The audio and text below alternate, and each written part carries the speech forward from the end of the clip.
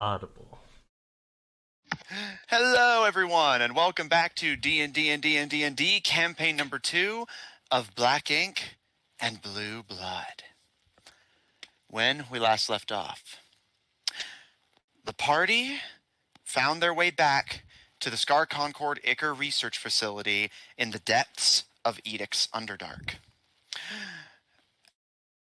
As Tropubikok's airship ravages through the lands of Sundragon on the surface above, and Airghost has been temporarily bested and slowed in the Underdark below, the party now must save Neon's home city from the technological clutches of Dr. Ampere Kaloum, the Scar Concord's genius researcher who has the capability of transforming everyone in the city armed with a cybernetic prosthetic into an Ichor beast simultaneously.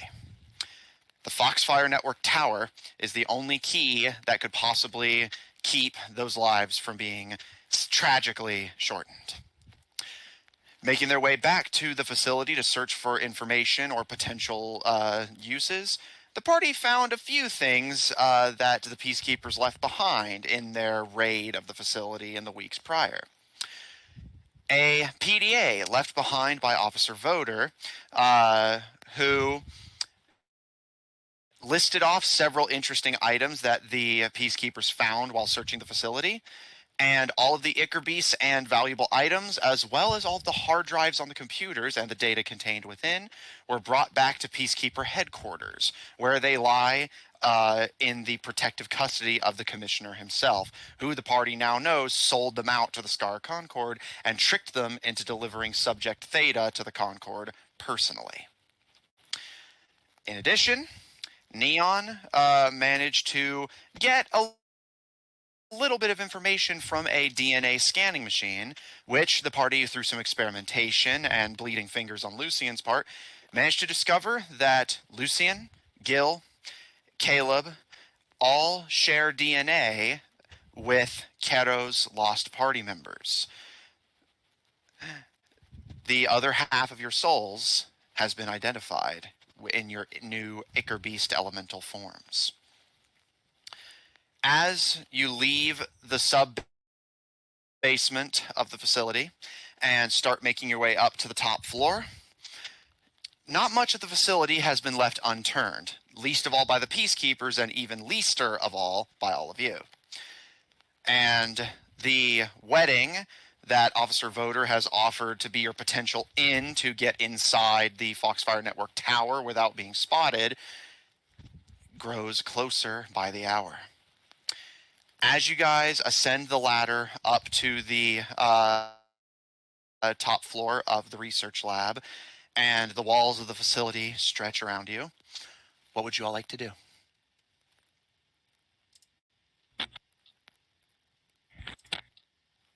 I don't think we're going to find anything else here, do you?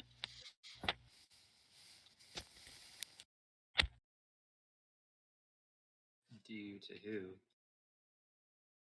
Anybody. Okay. I have no idea. Wasn't really sure if I was expecting to find anything here to tell you the truth. I was kind of hoping I would, though. Other than a glorified shopping list. I think that does both of us because, there was a lot of potentiality, but they came in here pretty thoroughly, I think.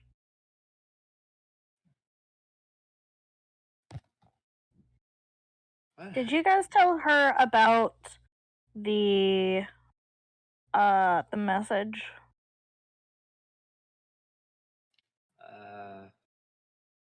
What message? The what you guys found on the PDA. Yeah, I don't think they ever got the chance to tell us. We're all too busy with that. Yeah. Oh yeah, that's right. Yeah. Is anyone else gonna?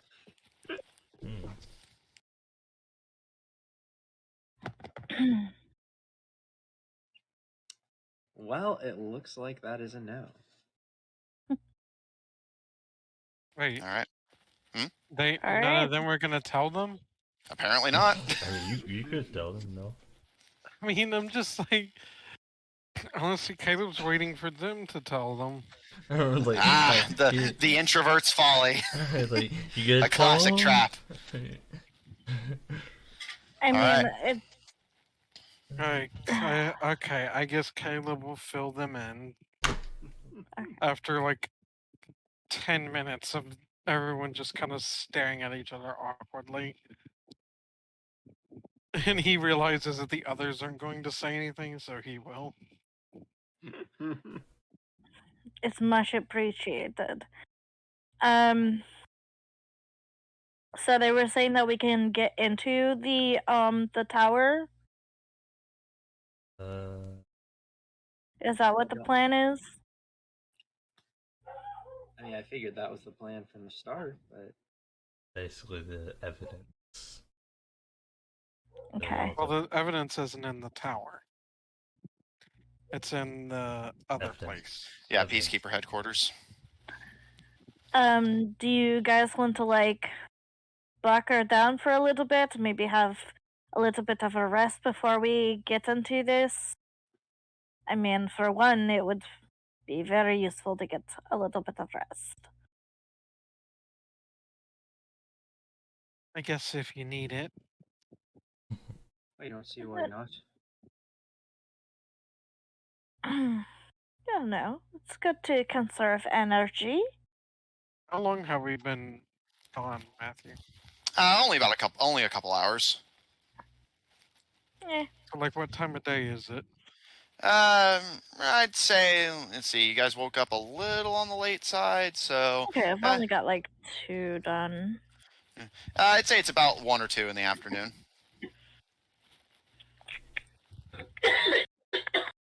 Pretty early.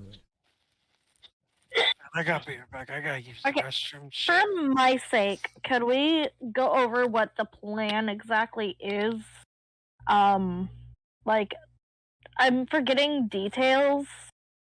In the plan we had sort of planned was Neon going to the tower, us sneaking into the party, or at least going to the first stage, sneaking into the first level of security to the party, and then after that it's up to us. Then Neon basically trying to hijack and out hack Gloom, get him out of the system.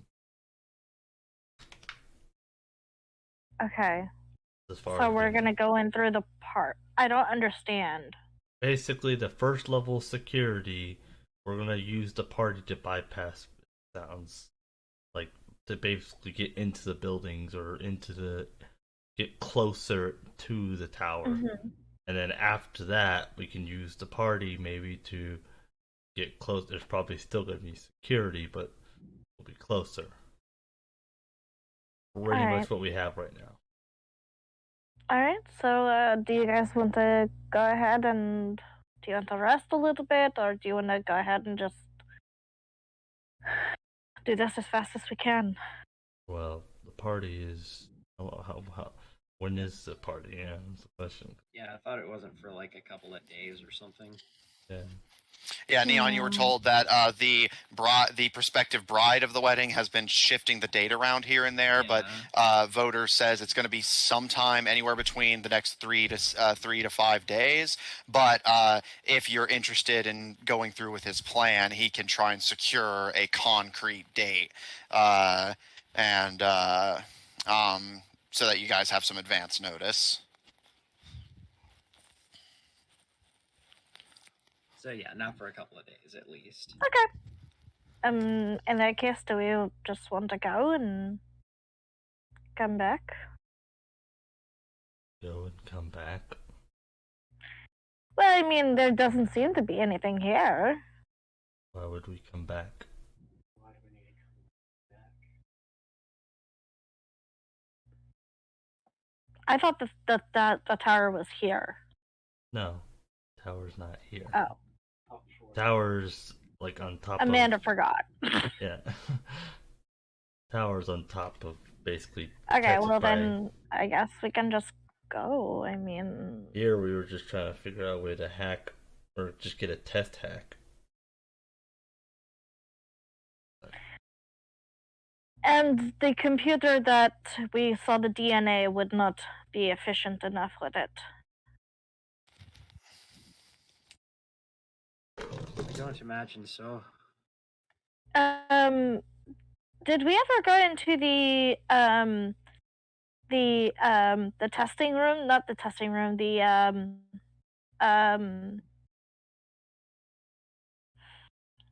The room where all of the test subjects were in. The enrichment centers? Yes, the enrichment centers. You checked those last session. Okay. I can't imagine anywhere else where they would put computers or anything like that. I don't know. Where do they keep it usually? Neon. Where do they keep what?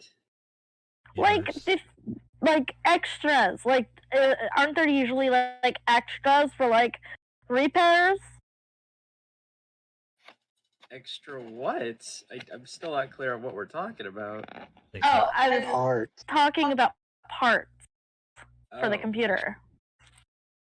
so where would the Reapers keep extra parts? Well, not necessarily reapers, but maybe the researchers, or Yeah, maybe if the basically, reapers she's asking did. if Neon has any idea where the people working at this lab may have kept backup parts for the computers, so that you can potentially get one repaired. When you have no idea of this facility. That is not. That's not information that I've ever had access to. I've been here twice. I know, but like you just seem like you would know where they. I don't know, like you know how people store the parts. How would you store the parts?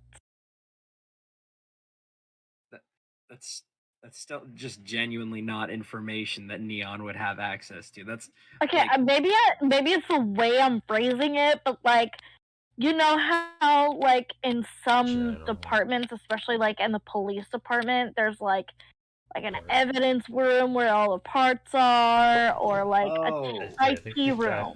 Okay, so you're asking me where the peacekeepers might have kept stuff.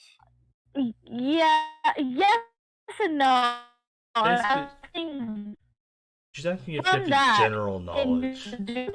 Yeah, like general knowledge. Yes. I'm probably phrasing it crazy. She's asking, can Neon have a good idea of where parts would be held? Yeah, I don't think that Neon would. And what you're asking me, it sounds like you've put something away in your room. So where have I put my thing in my room? You know, yeah. That's kind of what's being asked here. That's just not something that Neon would know. That's fair. Okay.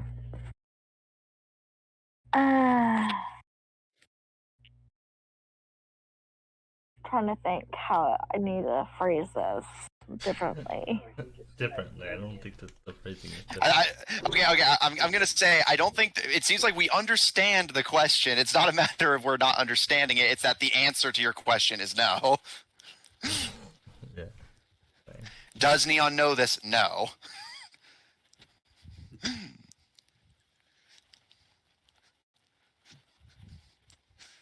So wait, have we even fully checked the third floor, right? Everywhere, the top floor has not been completely searched, but as far as you guys know, the basement and sub-basement have both been checked top to bottom. Okay. Then. Well, the first start wandering off. Are you suggest that we go to the top floor because you know? Well, you're on the top floor. Yeah, we went to the top floor because we checked the 2 bottom floors. Okay.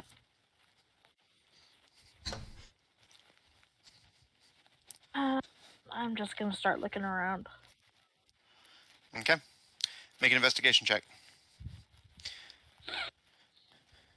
While Lucian searches the area, Zephyr, what are you doing? Just finding anything useful for himself. All right, make me an investigation check. Keto?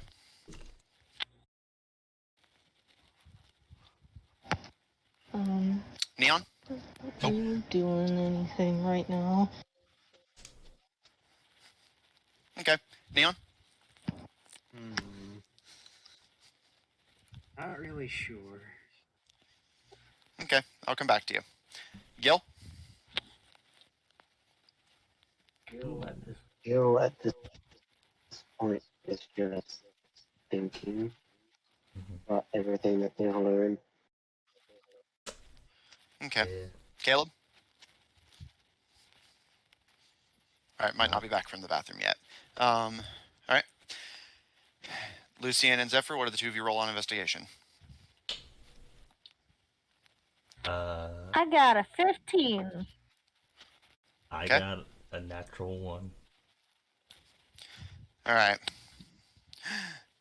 Zephyr, you are deeply bored. You found everything of even potential use here. While what Caleb talked about was admittedly somewhat interesting, you at least know that there's some valuables in the evidence room. Beyond that, it doesn't seem like there's much here, so you're just kind of ready to leave. So you just kind of join the others in sort of a vague orbit with Lucian at its head, as Lucian basically circles the facility, searching for anything of use. Lucian, you check the water treatment area where you guys first encountered the construct that Kaloum had controlled.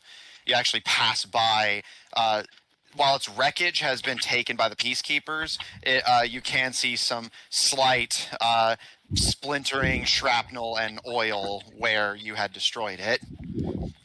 Do I see any part of the stupid robot? I want to kick it. Yeah, there's some like little bits of metal that the peacekeepers didn't take that you just kind of kick as you pass. Just angry.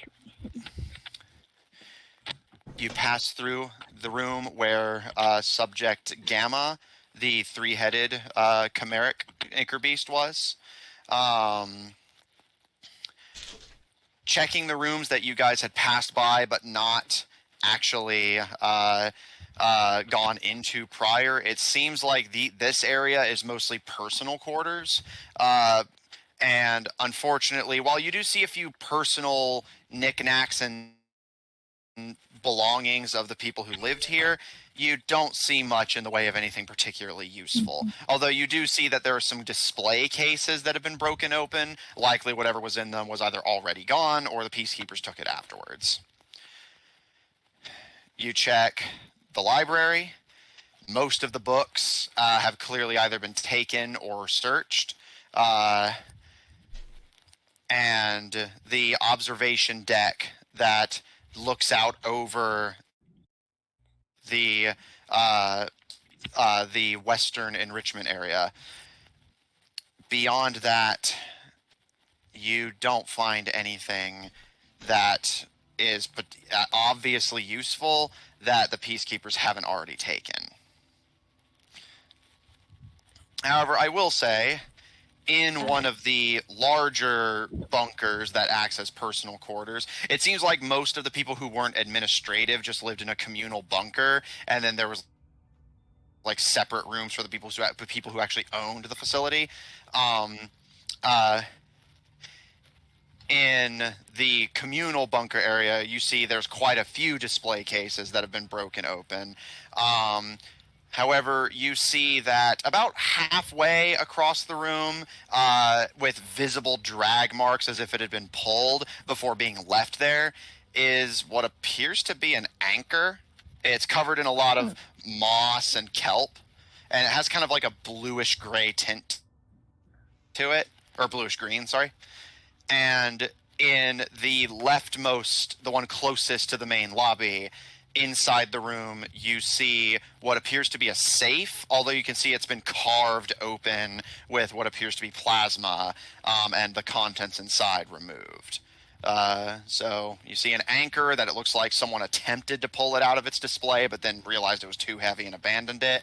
And a safe inside one of the administrative offices, but it appears the peacekeepers got to it first. I go check out that anchor. Okay. Looking over the anchor, again, it is a kind of turquoise color, covered in various kelp and moss that cling to it.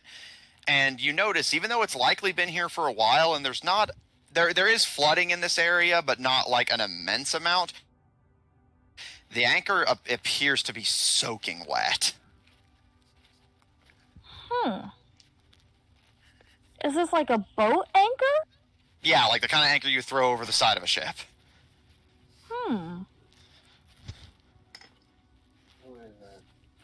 an anchor weapon. Yeah. Didn't we come across somebody with a similar weapon? Yes, one of the Ichor beasts was wielding All right, I'm back. a similar.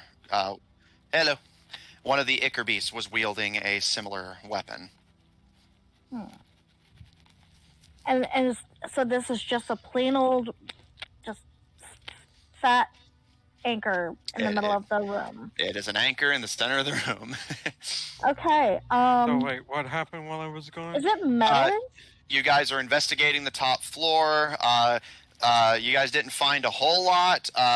Lucian found in what appears to be the administrator's office. There's a safe, but it looks like the peacekeepers carved it open with plasma and took whatever was inside. And in the communal bunkers where most of the staff lived, there's a lot of display cases of like personal belongings that have been taken by the peacekeepers. One of which is what appears to be a large turquoise-colored anchor covered in moss and kelp that appears to be soaking wet, despite the flooding not being particularly bad in here. Which Lucian is currently kind of. Let me give Caleb's genuine reaction. What the fuck? That's actually what I was thinking. We came across this Ichor beast with the anchor-like weapons, but it wasn't like this. But I do find this interesting. Caleb is going to go tap it with a dagger. Is it metal? Yeah, as Caleb kind of dinks his dagger on it very lightly, it does make a bink bink of metal on metal. I'm gonna go over there as well, and I'm just gonna maybe dust off the seaweed and see if there's any writing on it. Trying to look up to see where this thing could have come from. Oh yeah, that's a great idea. Caleb, make an investigation check. Can I help? Caleb, make an investigation check with advantage. As Lucian sees him look up, she's gonna look up too. First roll also, is going to be a dirty 20. Second roll is going to be a 10. Okay. Also, brief side note, if it helps, the Ichor beast you guys encountered that was dragging the anchor was Subject Alpha. Gotcha. I knew it was on the tip of my tongue. And Lucian, you rub your hands over the shaft of the anchor, looking for any sort of writing or inscription. Caleb, you kind of curiously look at the ceiling and around the room, and while you don't see anything, there is a chain attached to the anchor, but it doesn't appear to have been connected to the ceiling, but you can see visible scuff marks where it looks like the anchor was pulled from its casing, dragged across the floor before simply being dropped where you guys found it. Okay, it looks like that they tried to take this, but then gave the fuck up. Okay. So, who is my question? Who do you think? Who are the people that have taken everything from this place so far?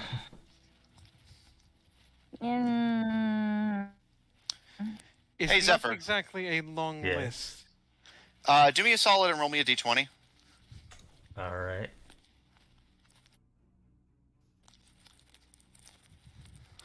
D20. Got 13. You're willing to see how much of a bashing Caleb gets for being a smartass. Zephyr, as you kind of boredly examine the anchor, not particularly interested in it, you feel this stabbing pain in your left eye, and as you kind of instinctively reach a paw up to like cover it, you see your palm is stained with ink, and as you look at the anchor, it's giving off a powerful aura. And as you look at it, you have like a brief flash of tentacles reaching out of it as if the kelp has come to life before you blink and the vision passes.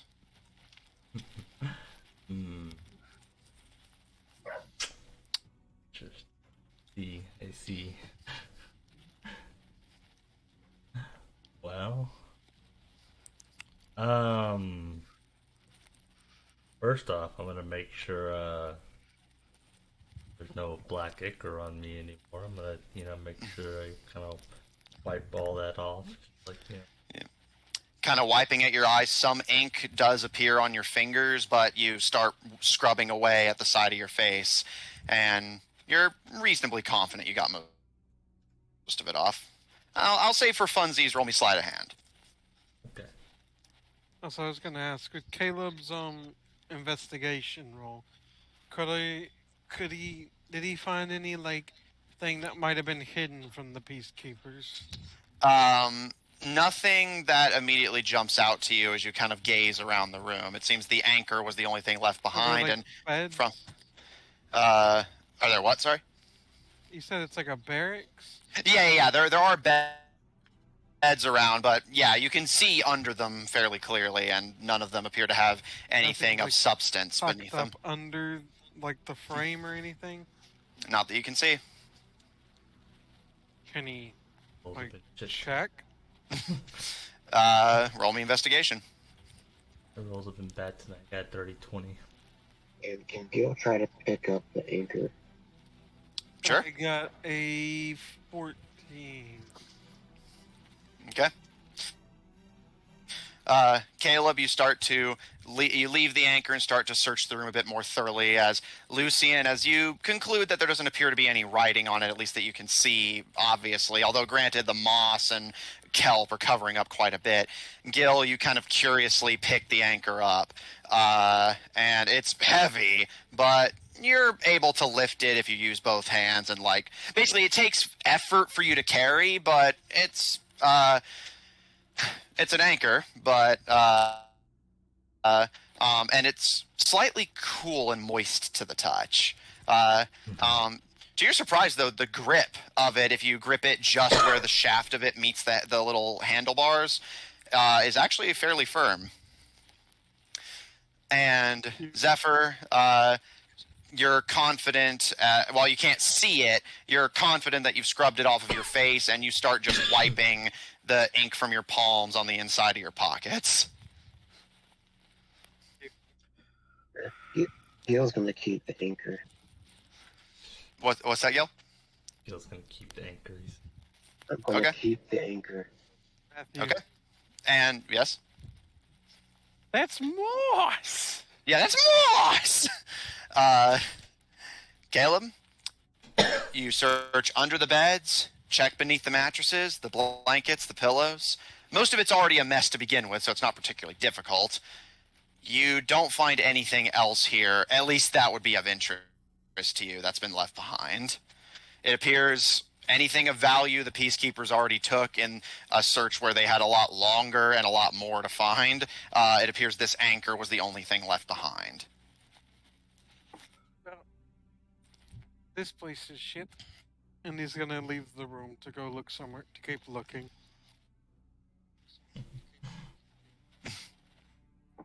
Nothing to see here. Alright. Okay. We're just gonna hold on to that anchor. Gonna carry around an anchor with them. Yeah, for the time being. Well, how heavy Be does his it new feel? weapon. Yeah, and Like if I could I was check about the to get to that. Before I do that, though, does anyone else have anything they want to want to I want to do in go this room through the before we continue on? library. Okay. I want to see if I can't find any Okay. research or anything that has to do with the process of how they came to the conclusions that they did.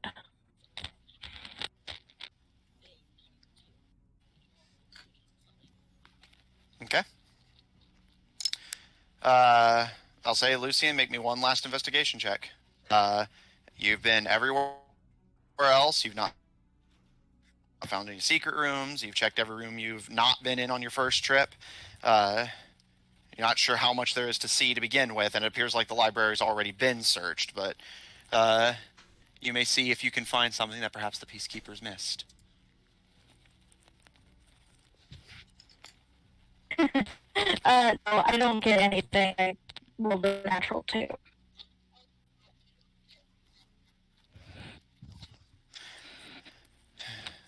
Caleb, as you and the others make your way to the last area you haven't checked yet, the library, Lucian, thankfully rather quickly, flicks through the different books. And while, Lucian, you want to intake them a bit more deeply, you're honestly not confident the party won't just leave you behind if you get a little too enthusiastic in your search. So you settle for skimming what books the Peacekeepers didn't take. And sadly, from the looks of it, if there was anything helpful here, it has already been taken. I'll just sigh sadly and throw the book. It's like, it would help me to do some research if I could find something. She yells at whoever's listening at this point and just kind of angrily stomps away. So no. Nobody's listening. Yeah, Probably,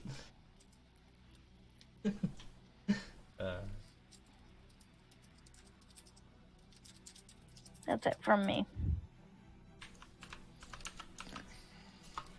So, how much does the acre seem to weigh?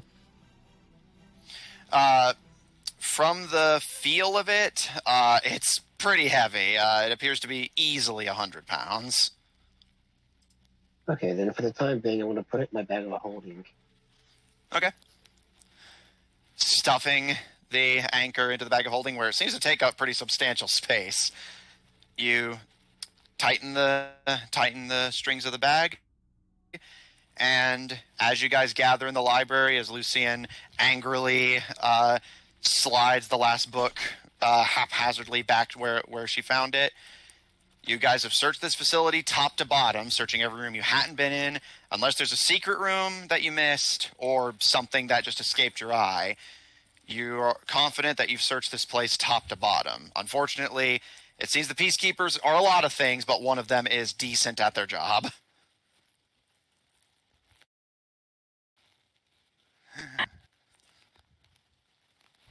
Now I guess we go back to the honey hive and wait a few days. I don't know if I we like wait it a really few. thing. I don't know if we want to wait a few days, but Well, didn't you say that the party was in a few days? We also what's the grieving. part? Who knew about the party? Neon was. No, Neon did actually tell everyone about that. The plan was to have you guys disguise as servants for the party so that nobody would really look twice at you, and that would get you past security. Although at that point, once you get onto the secure floors upward, you're on your own. When was that? That was yesterday, and at the time, Voter told Neon, which I believe Neon passed on to you guys, that while the bride has for the wedding has been changing the date frequently, it's going to be anywhere from the next 3 days to or rather, it's going to be anywhere from 3 days from now to potentially upwards of 5. Yeah, we just gotta wait for the party. What if we ignore the whole party idea? Alright. What, Zephyr. go in there Sounds without like a it? pretty easy way to get in. Such a long way. As long as you don't get spotted, it shouldn't be a problem. Do you honestly expect us not to get spotted? Well, need to just try to stay out of trouble. Looking at Lucien and Gil. Done anything? I'm sorry. I'm sorry. Did you forget what happened in the last place we were in?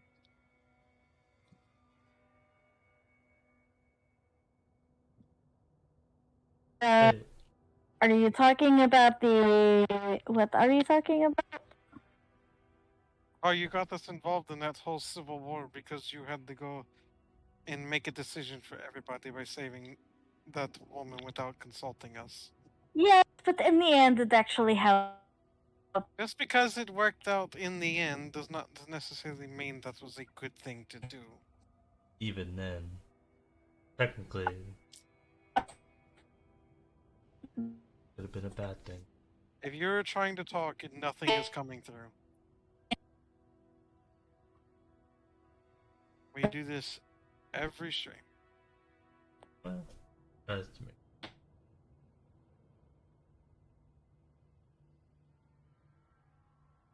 Hello. Hello? distant. You guys You hear sound- me? I'm on Jeremy's phone. Yeah, Okay, you're we very- hear you now. You were distant at first, but now we hear you. So what were you trying to say? That you're hang gonna on. swear up and down you were right, and nothing's gonna change it. Probably something around the lines of, I did what I thought was right, and I'm not going to change my opinion. No matter how inconvenient it was for you and your brother, I don't give two fucks. Well, the problem is, it's less of us being, at this time now, it's less of us Just- being inconvenient, it's How about more you just, all the if people. you want to do what's right, how about you keep this in mind before you get into any trouble around here? If Cologne finds out we are here, this entire city will die. You don't think I don't know that, Caleb? I know that. So just keep that in mind while we try to lay low. You as well, Gil. Don't act like I'm stupid, alright? I know what the consequences are. I've kept under the radar, as you say. I haven't done anything. I didn't mean to say that. I know that's a completely ridiculous thing for Caleb to say. Radar does not even exist. I just realized I said Know what something like that. Yeah. D&D. I'm going to retcon that Caleb's lying low. All right. All right. With that, are you guys content to leave the facility for now? Return to the Sweet Honey Hive? Or do you have other plans? I am content to leave. Have Yeah, other leaving plans, will but do. for now, the honey is fine. Zephyr Okay. always has other plans. Of course. All right, Keto, you're good with this? You could probably write a whole campaign about Zephyr's Yep. other plans. Yeah. All right. Also, I think I was muted earlier, so just want to say, Austin, if you can turn your mic sensitivity up a wee bit or get a little closer to it. Like I can hear you, it's just a little quiet, so Okay. heard just to him make it a little just easier on fine. me, because Yeah. yeah, I haven't cranked up to max on my end, so the only other way I could hear him better would be to turn my volume down, or rather turn my volume all the way up, everyone else down, and leave him at max. So. Heard him just fine. No, like I said, I can hear him. It's just a little quiet, so it'd be easier to hear him if he was a little louder. All right. With that, you guys exit the facility, crossing the desert, and the Underdark Lake stretches out before you.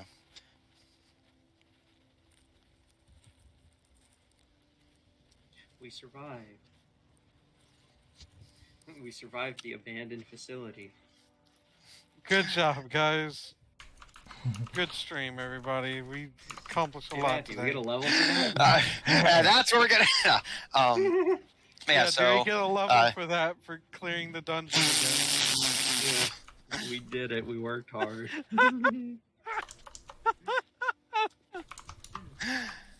all right. Do it for the joke, Matthew. No. Be a jo- I at love that you point- guys, but not that much. That wouldn't be a joke at that point. Yeah. All right. So, are you guys content to start swimming? He could have done it and then I said, can all right, cast you know what? water never mind." wall. All right. Do you have the spell slots for Water Walk, Lucian?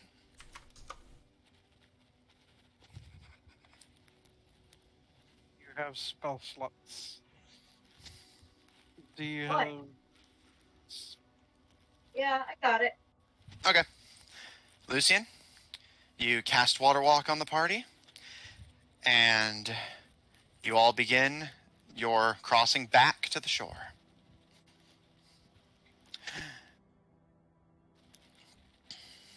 As you all make your way across the dark waters, Caleb, I believe you are currently in possession of the jack-o'-lantern, because without that, you guys have nothing in the way of light source beyond Morgan's headlights. So we're swimming? No, Lucian cast Water Walk, so you're just walking. Okay. Yeah, then Caleb will use the thing he If you need to, Okay. make blank.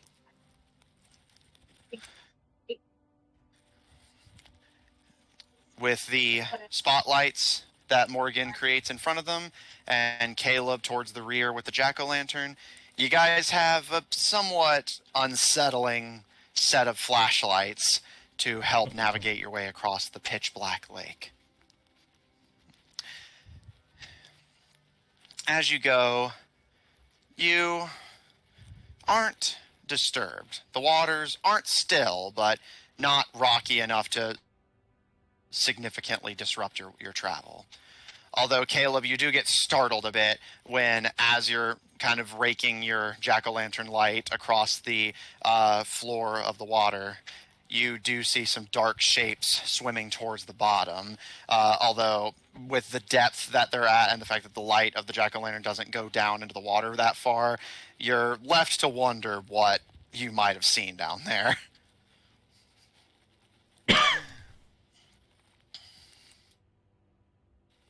But you guys make it to the opposite shore. Caleb kind of anxiously fighting your way to the front to get to shore quickly. And you guys begin the crossing back through the tunnels, across Reaper territory, and towards Lower Edict. With that said, from the sounds of it, the bulk of you are heading for the Sweet Honey Hive, but Zephyr, did you have an alternative plan? I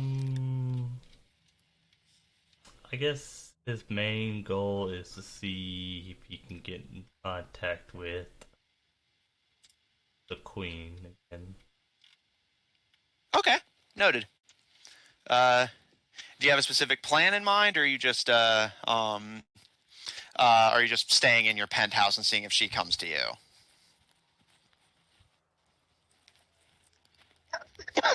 I guess for tonight he'll stay, and then in the morning he'll actually ask around where she is. Okay. So does Caleb need to attune with the scimitar he got? To get the warning effect? Oh, yes. I believe you have to be attuned to get the warning effect. So, yeah, you can do that during your long rest tonight if you wish. Yeah, that's what Caleb's gonna do. Okay. You guys go back through the tunnels, through the Reaper territory, across the wastes, through the factories and manufactory district, and make your way to the red light district of Edict, where you make your way back into the familiar sweet honey hive. Despite the experiences some of you have had here, overall at this point it's becoming a familiar place of safety, even more so as the woman working the counter, a blonde-haired wood elf from the looks of things, barely even glances up at all of you before simply, "Your usual rooms, I take it?" Yes. She smiles and helps get you guys settled in. Caleb, Neon, Gil, rooms to yourself. Zephyr, the penthouse. And Kero, Lucian, and Raccoon sharing a Can room. you hear me?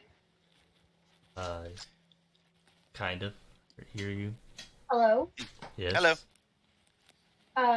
Lucian's gonna head downstairs for the.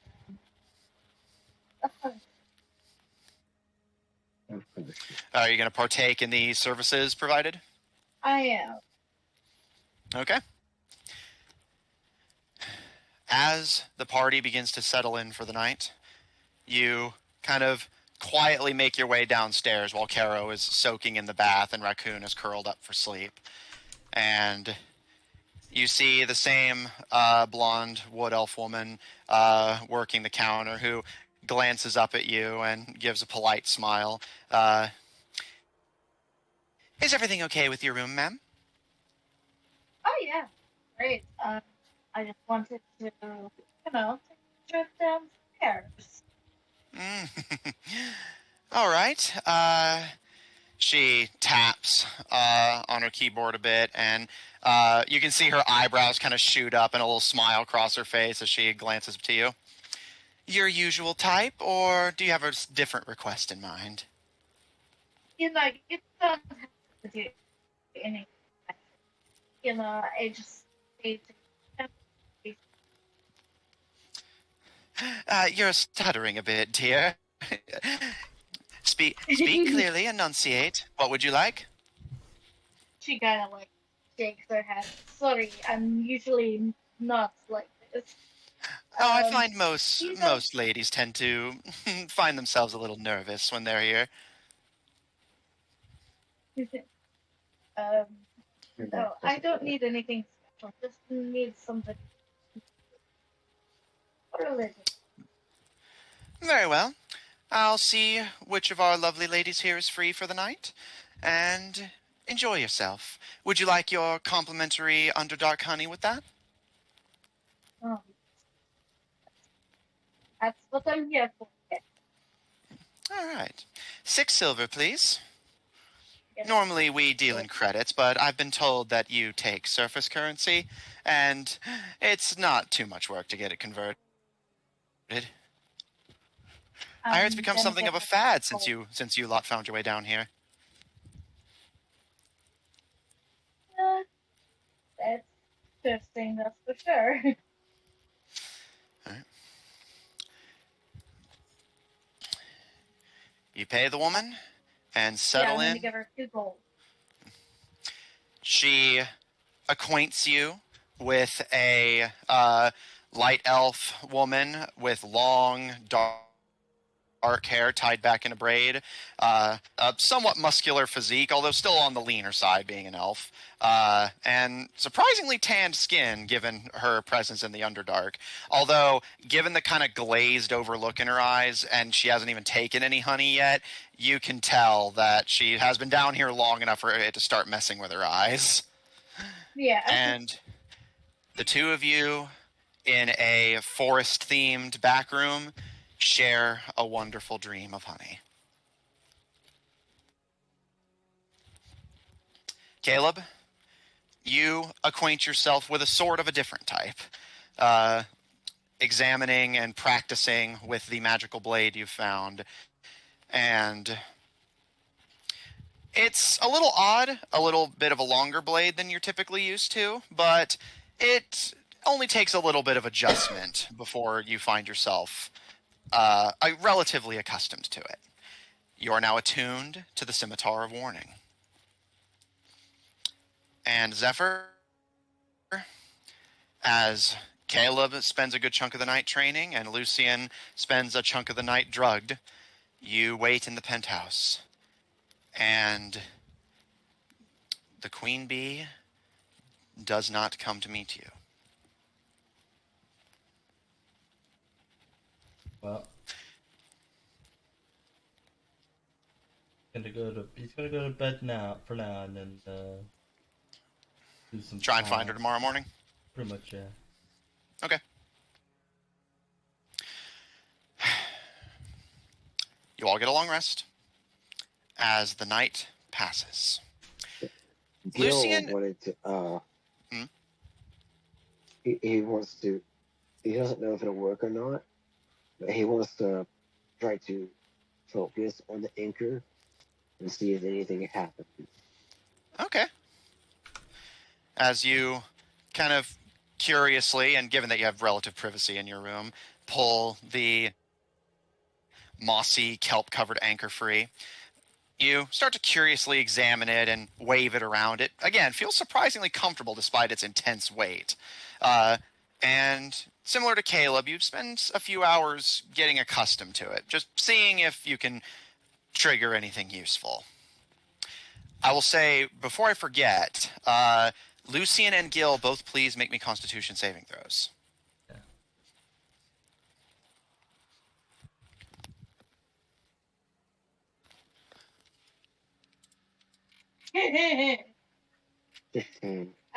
That would be an 8. Okay. You got the stinky dice today. Lucian, you are now addicted to Underdark Honey, and Gil, your addiction to Star Blast is getting worse. Ouch. Oh no. Oh, Yeah. 15 wasn't good enough. Nope. Yep, it's I strong. can tell you from very good experience. No, 15 is not gonna cut it. Yeah, it's a very strong addictive thing. Yeah, Star Blast is one of Mhm. the hardest drugs to overcome an addiction to. Since he's failing. I'm gonna see if I can't get like a jar of this honey. I just realized I had an Very well. ability called Evasion, where if I Yeah. do something that involves a dex saving throw that take only half damage, I take no damage instead. Yeah, Mhm. and if you even if you fail, And you still even take if half. I fail, it's Yeah. I really wish there was some way to have feats and feats and traits like in front of your face. I mean, you look at them. Oh. Yeah, but I wish I could pin them onto actions, which is where I'm usually looking, especially during a fight, so I can keep track of what weapons and shit I can do.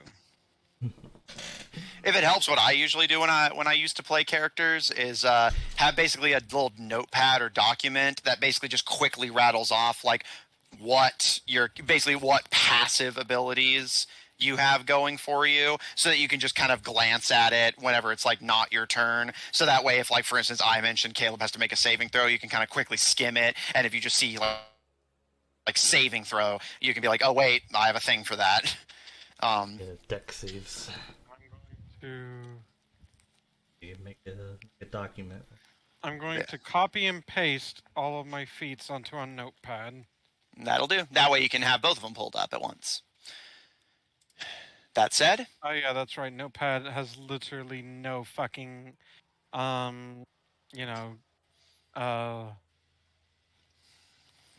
what's the word? Formatting. It all just pasted Oh, yeah, in that's one always fun. long ass fucking line. Gil, how many items are you attuned to at the moment? Let me see.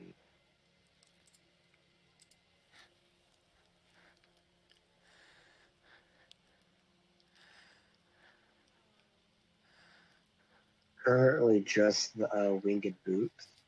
Okay. And he's Gil. gonna do the hat of disguise as well. Okay. I believe you can attune to multiple items over a long rest. Am I wrong, Austin? Multiple items. Like over the course of one long rest. Technically, yeah. I mean, it's supposed to take like an hour to attune it. So if you spend 2 hours doing it, yeah. Okay.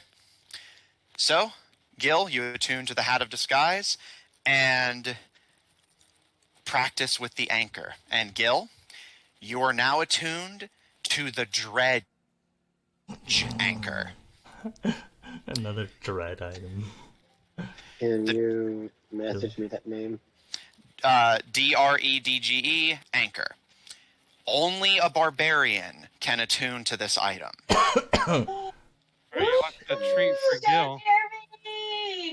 Eventually, As a bonus action, you can use the anchor to strike at a creature of your choice within 15 feet of you. The target has to make a strength saving throw of a DC of 8 plus your proficiency bonus plus your strength, or be pulled 10 feet in a straight line towards you. Mm-hmm. Yeah. It's not showing up. I'll put it on D&D Beyond later. Whenever you guys didn't find it the first time through the dungeon, I didn't put it on D&D Beyond, but the Peacekeepers left it behind, so I will add it.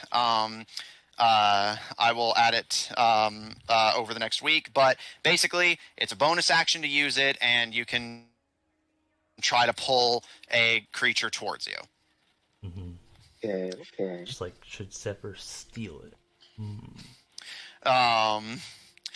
Interestingly, You can't even use it. Kind of. You can use it later. Gil doesn't know this, but just for kind of a lore thing, and if you guys are interested in that sort of thing, this item, similar to the cards that Caleb has, come from the Aurora Isles. This is a item of religious worship to priests in that area. Okay. That's pretty cool. Just as a little lore note. So the same people who made Caleb's cards made this anchor. With that, Gil, you are now attuned to the Hat of Disguise and the Dredge anchor. Caleb, you are now attuned to the Scimitar of Warning. And you all get a long rest and awaken. Zephyr, since I imagine you don't really intend to do too much revolving the party themselves, you, Kero, Raccoon, Caleb, and no, I think that's it. We'll be waking up earliest. So, Zephyr, do you want to go ahead and just search for the Queen Bee now? Yeah, sure. Okay. Zephyr, you start making your way. Oh. No worries, Gil. Rest comes first. See you next week.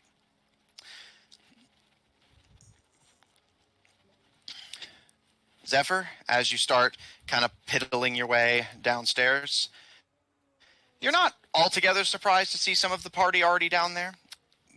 Keto, as you and Raccoon wake up, you're kind of surprised that you appear to have woken up before Lucian. Usually Lucian's already like going through her morning routine by the time you and Raccoon wake up.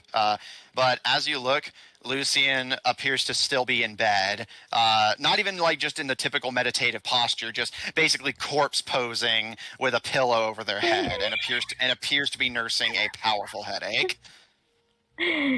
Accurate. Do you want to head downstairs without her or wait for Lucian to recover a little bit? I'll go downstairs and wait for her. Okay. And Caleb, are you good to head downstairs as well? Sure. Neon? Yeah. All right. So, Zephyr, when you arrive downstairs, you see that Neon, Caleb, Keto, and Raccoon are already there, although you're surprised to see Gil and Lucian not present. It wouldn't surprise you if they wandered off and got themselves into trouble, but it would disappoint you. And you can see, working the counter, is a elf that is not familiar to any of you, although it is the same slightly tanned and dazed-looking light elf girl that Lucian shared a honey dream with last night. And she still kind of has a slight sway to her, and she smiles as you approach Zephyr. And is there something I can help you with, darling? Do you happen to know where the queen may be? Oh, yes. She's in her chambers,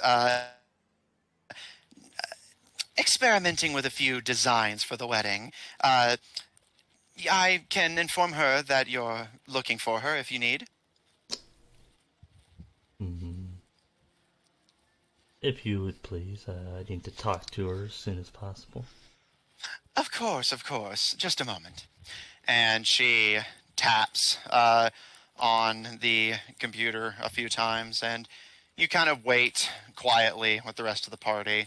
Uh, uh, Lucian, as you kind of stir slightly, your head isn't like pounding, but you feel this like intense wooziness. And as you look around, you find yourself back in your bedroom. You don't remember coming back up here the night before, but apparently you did. Just kind of like morning stretch. What the fuck? Where am I? Just kind of like peep with one eye.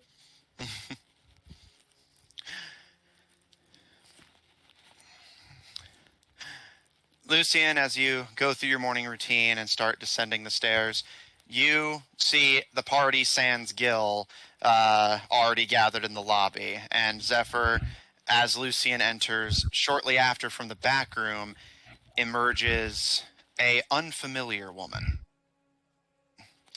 You see a long streak of stark white hair, dark purplish gray skin, gleaming ruby red eyes, several of them in a pattern, and long black claws that trail down a curvy female upper body before suddenly and startlingly gapping at the lower half of a black widow spider. Yeah. Mm. As the Arachne woman scuttles towards you, she smiles down at you, Zephyr, completely unfamiliar, but seeming to act like she knows you. Always a pleasure, Zephyr. Is this a new look? How embarrassing.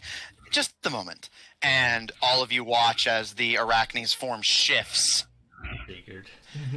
down into the familiar form of the queen bee. Although her dress is different than what she normally wears. Rather than the typical yellow and black stripes, she's instead traded that out for a very flattering red dress with yellow kind of glistening, glittering patterns of a spider web, with those matching red gloves that trail all the way up to the elbows. Definitely dressed for a party, and her hair is done up far better than any of you have seen it before. Sorry about that. Well, you're definitely killing it. She gives a little curtsy to you, Lucian. Thank you. And she smiles to you, Caleb. Yes and no. I can make them change if I wish, but technically this was what I was wearing last night. I was trying out some looks for the wedding, and but I had a customer to attend to, and business never sleeps after all, least of all the sweet honey hive. My last customer had, let's call it, an interest in legs. Lucian looks alarmed. Relax, he's fine. Just a little tied up at the moment.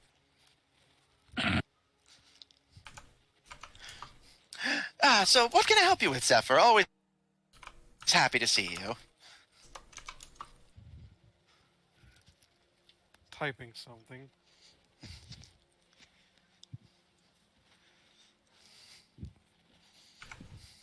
Actually, press type, B. type. And Rush B. Rush B. I press B back, I guess, during typing and my mute button. But Oh, okay. yeah, I was just like, man, if you just get if you took blood from her, would the race have placed her? Could we become doppelgangers? Hmm. Maybe. I actually do have what would happen at the ready, but you'll have to find out. I mean, I don't have the gun, so. Um. What can I help you with, The Zephyr? one who does is asleep. Aha!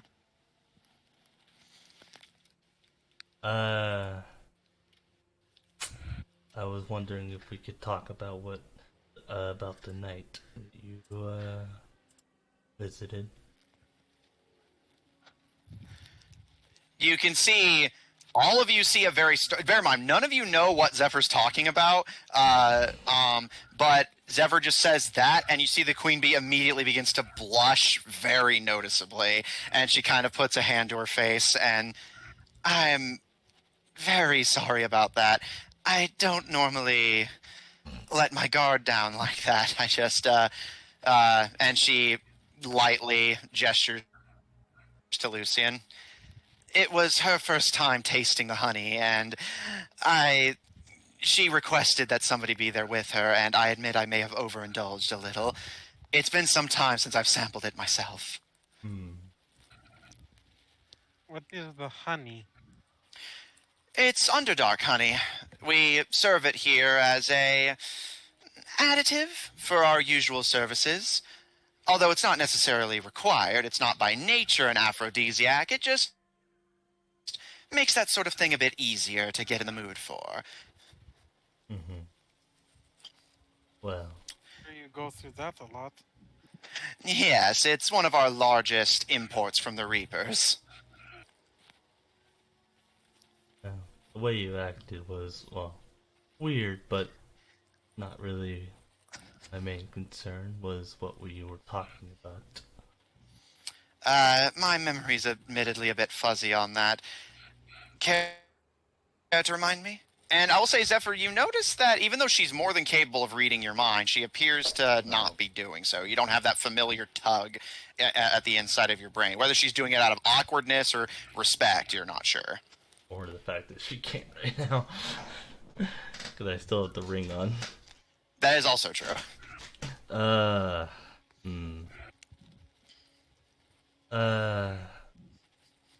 You mentioned that you could,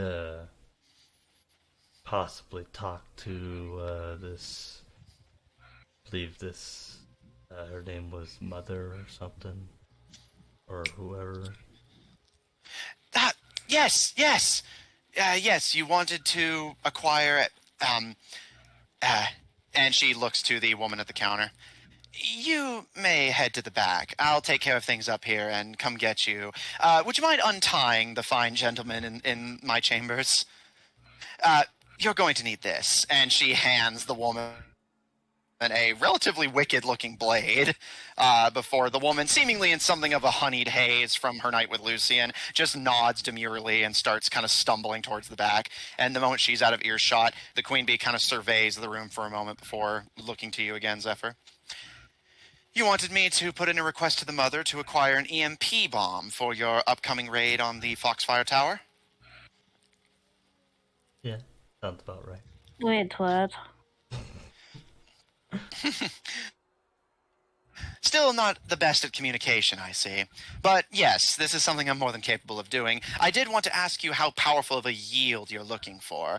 The Mother's entire arsenal would be more than capable of shutting down all of Edict's electronics for good, but that would be bad for business, not to mention, given her condition, borderline suicidal. But something that can take out the whole tower is something that she's more than capable of. Although neither of us are going to promise that it won't be completely devoid of collateral. Any prosthetics inside the building will likely be shut down along with it. And unfortunately, these sort of things aren't known for their precision. That is none of my concern. Good boy.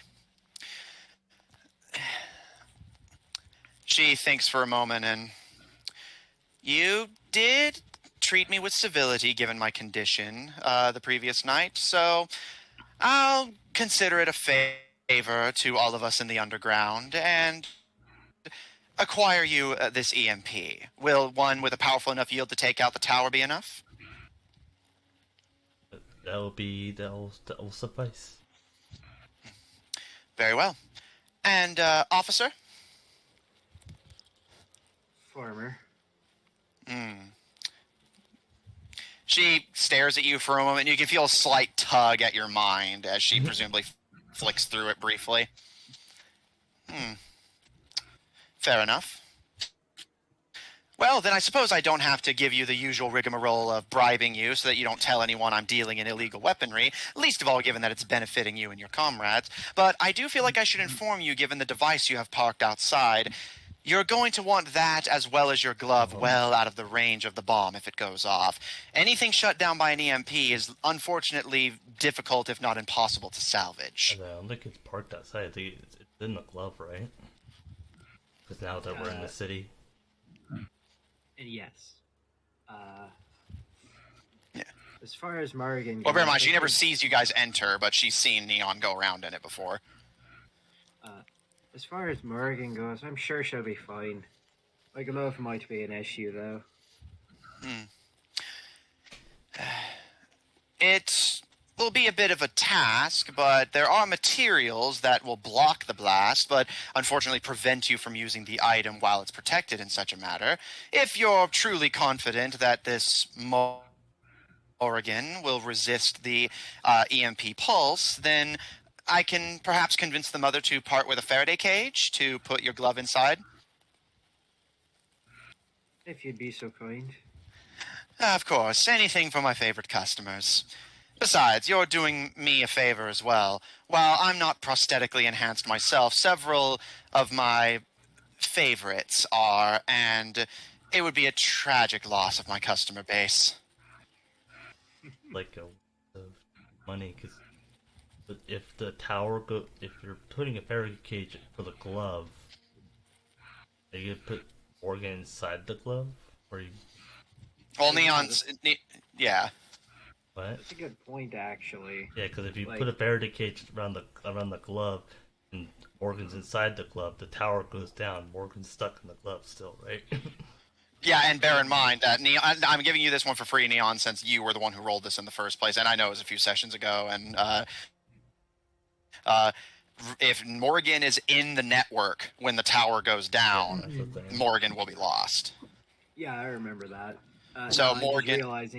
I'm just realizing the Faraday cage might be completely pointless, because, yeah, if it gets EMP'd, like, the glove would be useless anyways. No, yeah, bear in mind, the Queen Bee doesn't know how a lot of this tech works. She's just trying to help. No, I understand. And that, with that newfound realization on my part, actually, I don't think we'll need the cage at all. It wouldn't be protected much. If you insist. But bear in mind, that same warning goes for any technology you found down here. Unfortunately, very little that isn't protected against it can survive a direct EMP pulse. Although anything you possess of a magical nature should be protected well enough. Lucky for all of you guys. I don't even have Wait, no, I do have some magic things. Well, beyond the EMP then, is there anything else I need to acquire while I'm visiting downtown? Actually, it'd be very helpful if you could get me some alchemy supplies.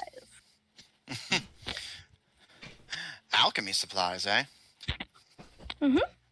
To clarify, I've met a few customers who've made this mistake in the past. When you say alchemy, do you mean chemistry? No, I mean alchemy. Oh, okay. Just confirming. You wouldn't believe how many people make that mistake. I give a polite smile. Pretty sure in this setting, alchemy is like somewhat magic. Alchemy is basically a mixture of magic and science. In real life, it was basically a precursor to chemistry. Mm-hmm. All right, I'll see what I can do. Although no promises, alchemy isn't exactly a popular practice down here. I can find. I just need some things for my experiments. She smirks a little bit, and you can feel some light pulls in your mind before she gives a polite smile and turns away. Well, very well then. I'll. I was going to get changed. I don't exactly want the mother's polluted factories to stain my dress, but on the other hand, this will probably get me some good looks going down the street, drum up some business. What the heck. I can replace it if something happens to it. Still have a few days before the wedding, after all. Suggest getting a nice outfit for the wedding because I want to look nice.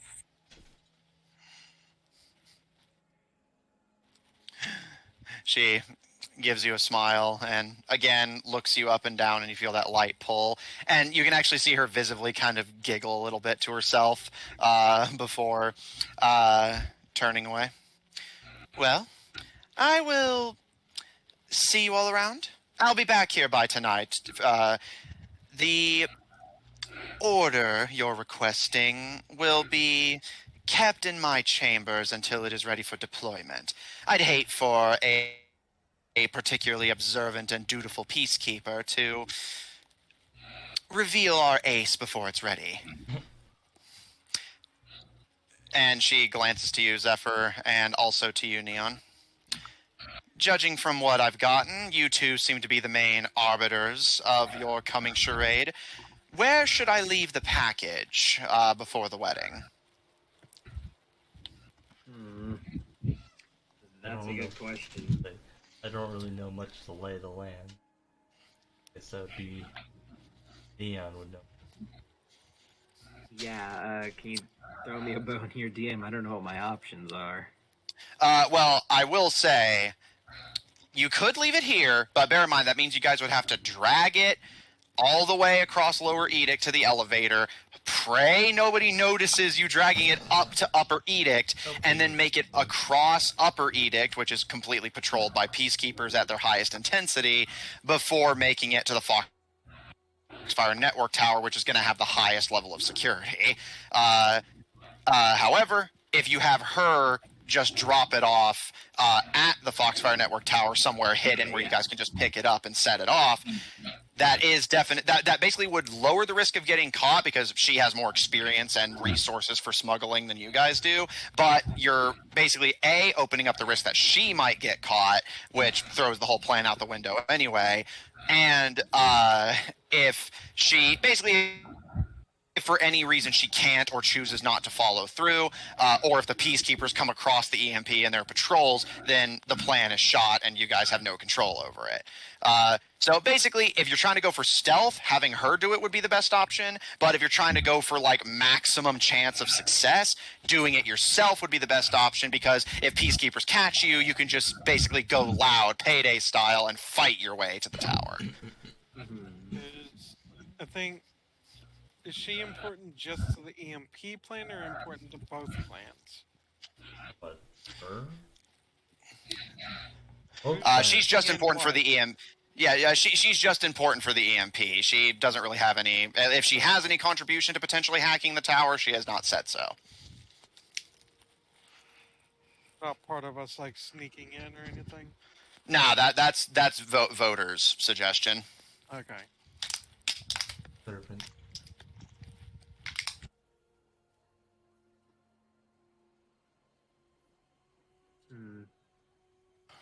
I guess we could just leave it in the elevator. Yeah, just hide what is an EMP in a fucking elevator. I mean, yeah. And then we drag it the rest of the way to the freaking tower. Yeah, just hide it in an elevator and hope nobody notices it. Yeah.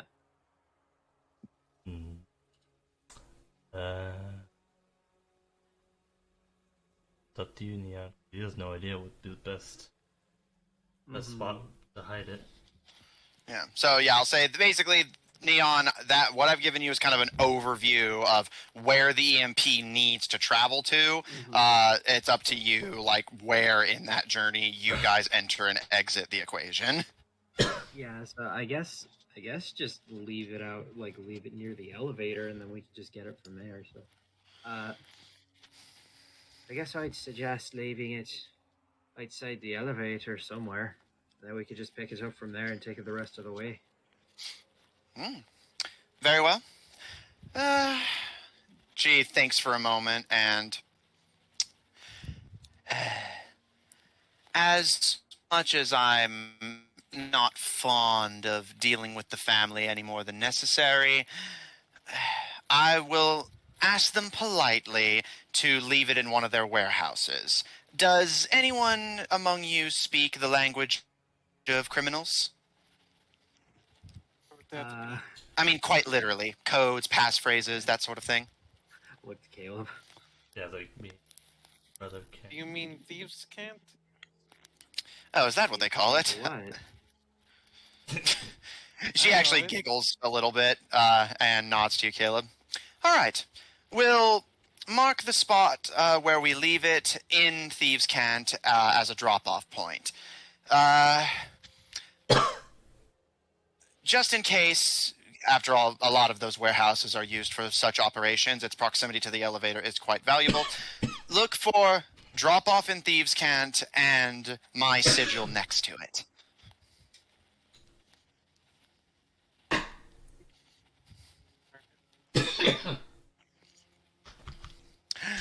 Very well.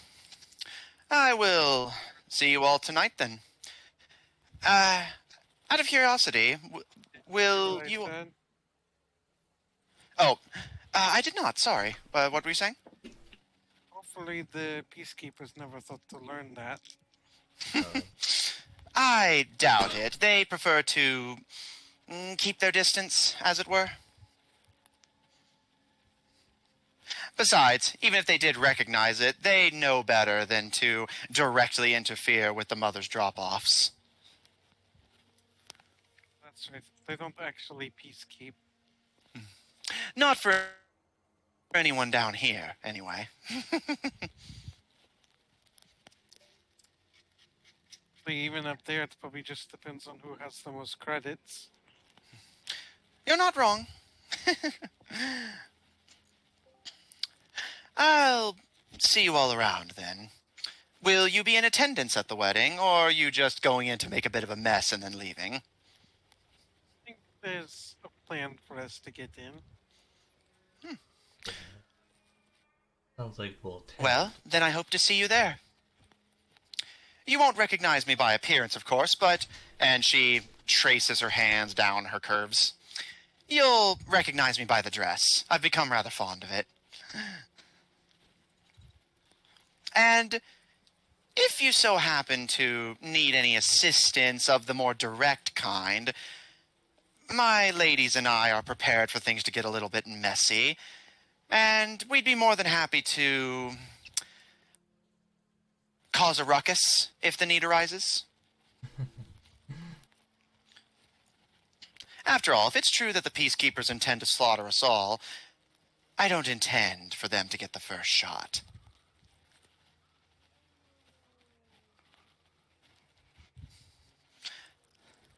Hope that's not required. With any luck. I suppose I'll see you all there then. Assuming, of course, nobody has any requests for my services before then. And she gives you all a wink before her form shifts again, this time into a form resembling the Arachne form she had taken, although rather than it being an Arachne, it's just a dark elf woman of a similar appearance, and throwing her hair back, wild and untamed. She curiously looks over her form seemingly to ensure the dress fits properly on it, before giving a satisfied nod and exiting the hotel. Don't have the personality of a dark elf woman.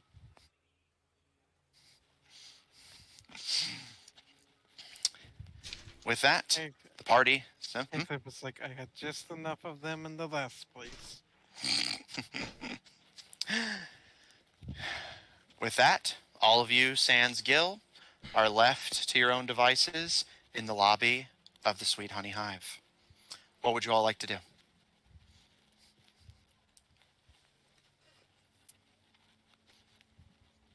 Let's see here. Like Caleb would be kind of hungry by now because he just woke up.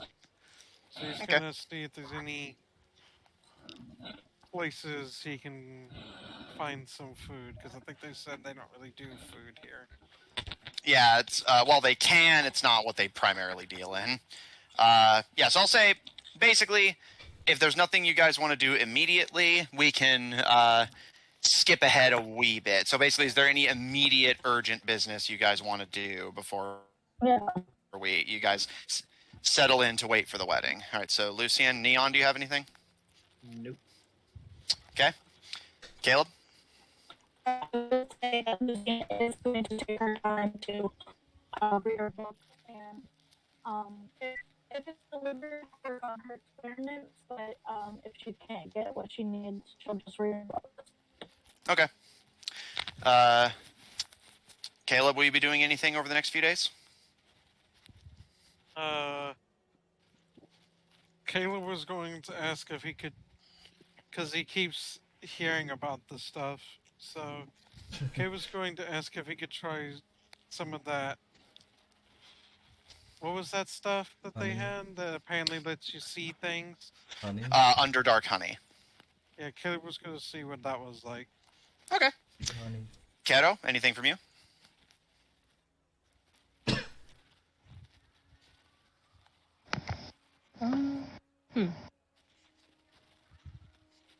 I guess she will also go find some breakfast. Okay. But yeah, just basically anything in general over the next few days. Oh yeah, over the next few days, no. Nothing specific anyway, it's just kind of vibing. Okay. And Zephyr, anything from you? For the whole wedding, like,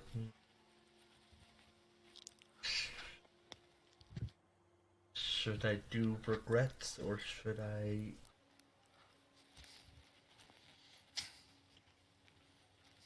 take a nap, get some recon? Look at Zephyr being so pragmatic. Pragmatic.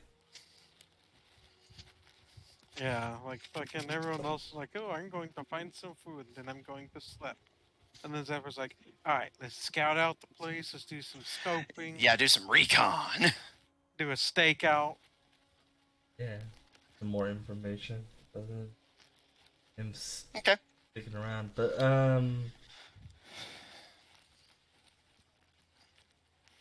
know what? Nah, he'll go back to the Reapers. Like, he wanted to maybe learn some more items. Okay. He's got no money, but he's gonna learn items. So you're basically just gonna basically like, is there any like functional thing you're doing, or is it more, or just like you're just hanging out with the Reapers, functionally speaking?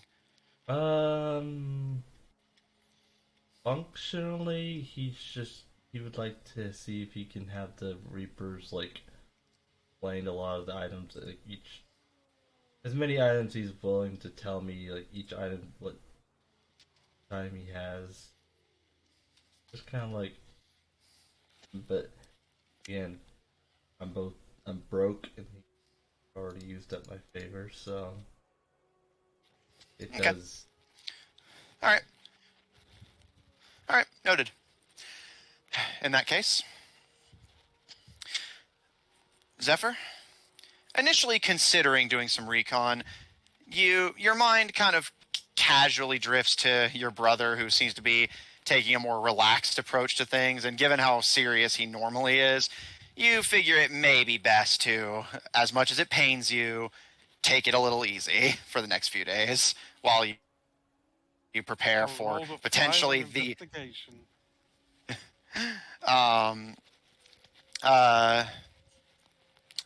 with that in mind, I will say for basically you guys getting food and drink over the next few days, it'll be a gold piece and 2 silvers. Gold piece and 2 silvers. So. And that is for every mouth to feed, so Caro, with your various animals, bear that in mind.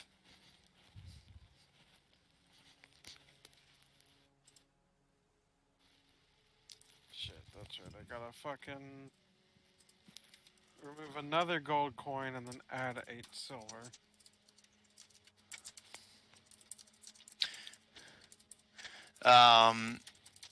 But assuming you guys are able to afford that, your rooms at the Sweet Honey Hive are courtesy of the Queen Bee, so no particular issue there.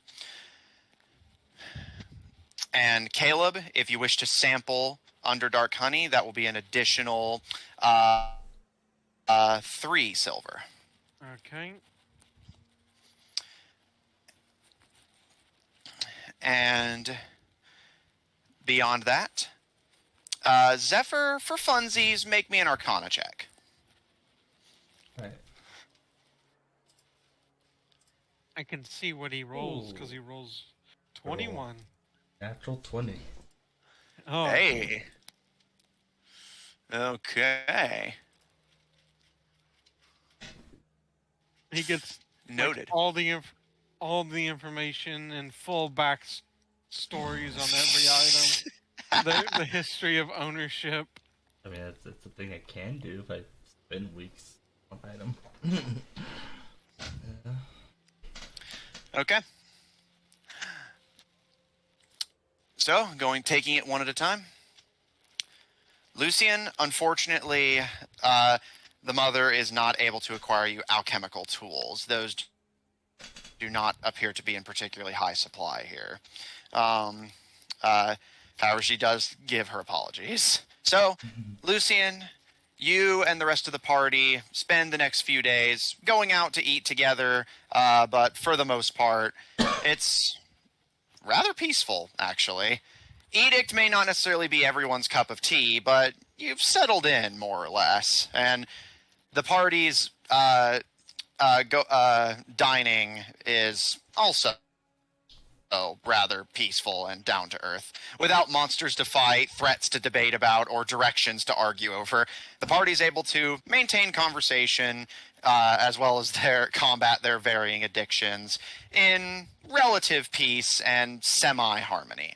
Speaking of, however, Lucian, I would like you to make me not 1, not 2, but 3 Constitution saving throws. Okay, this should be fun.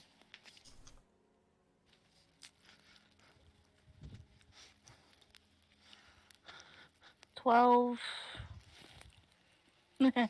6, and 16. Okay.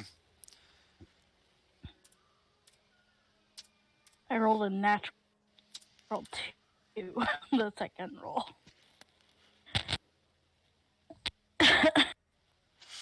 All right. Lucian, you haven't taken any Underdark honey over the previous couple days, and it's not like eating at you as badly as your addictions to caffeine or Star Blast were, but you still occasionally find your mind drifting to really wanting to enjoy another high like that. It's not to the point of being debilitating, but it is rather distracting. Okay. But you're able to at least relatively maintain your focus on just... Do I have any time to maybe see if I can't get myself a jar? I mean, yeah, you have nothing but free time. You've mostly just been reading your books. Yeah, so I'll say at some point while I'm craving it, I'll see about buying a jar. Okay. For a jar of Underdark honey, that will run you a gold piece. All right. I will buy 3 jars. Damn. Okay. Stockpiling. They're giving you some looks. Like, ooh, I wonder what she's got planned. Yeah. All right. And do you take any, or do you just buy some?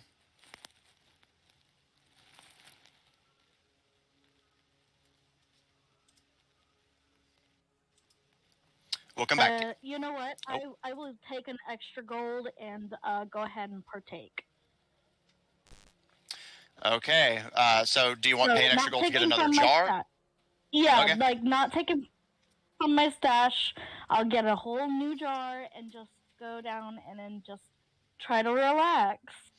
Okay. Lucian, unable to combat your urges, after a couple days of just reading and enjoying dinners with the party, you finally crack. And Kero, you and Raccoon return home from exploring Edict one night to find Lucian stoned out of her mind, just staring at the ceiling. She's giggling. She's just like pointing at the ceiling, completely unhinged, out of her mind. I think you have a problem. Kero, wait. I have a question for you. Why are you blue? Okay, so I was thinking about this, and it's been really like heavy in my mind. Okay, I need you to tell me about your friend Crystal, because it has been bothering me so fucking bad. Like, I don't understand how they came to this fucking conclusion, and like I was wondering if maybe you could open my brain and just tell me. Okay. All you had to do was ask. Okay, Matthew, I'm gonna need some assistance here. Yeah. That's a lot of characters. She's like twirling her hair, and she's like, yeah. Tell me, please. And Kero, as Lucian's doing this, see Raccoon immediately hop up on the bed and join Lucian in begging for the story. And with that, you kind of settle in and start saying everything you can remember about Crystal Snow. Lucian, make me a wisdom saving throw. Oh, yay. Good. How much do you remember this? Oh, no. Stinky dice. No. Stinky dice. Stinky dice. Natural 7, so 14. Why did you just say 14? Lucian, you maintain your composure physically and mentally, but you do not remember anything Kero tells you the next day. Alright. However, Kero, it is for you a beautiful night, more for yourself, and to a certain degree, Raccoon, as Raccoon is sober and listens enrapturedly as you describe one of your closest friends and all the wild adventures you went on together. From the looks of it, Lucian fell asleep standing up halfway through. Eyes open. Eyes open. She's just like... Just drooling from like the corner of her mouth. Like she's had a fucking stroke. Caleb? What does Caleb experience with this? Yeah, I was gonna say. What hallucinations does Caleb experience? So, Caleb, you've been hearing mutters about this honey from your party and from the elves working here quite frequently. So after about a day or two, you have nothing better to do and you're curious. So you ask the woman working the counter at the time, who you recognize as the somewhat poofy-haired, stronger-looking elf that had been here when you guys got here from Ergos. And she initially hesitates, but whenever you make it clear you're just looking for a dose rather than A, the company associated with it, and B, a jar to yourself, she relents and... looking to see what it's like by himself. Yeah. So she relents and allows you to scoop some from a jar and start just kind of licking it off your fingers as you head back up to your room. It takes some time, but about by the time you're settling down in your room from the walk upstairs, or rather the ride up in the elevator, you're just licking the last of the golden substance off your fingers before... Tell me, what sort of dreams does Caleb have? God, isn't that a question? It varies a lot. Sometimes it's just dreaming about his past, or seeing his, good friend again, quote unquote, good friend. Yeah.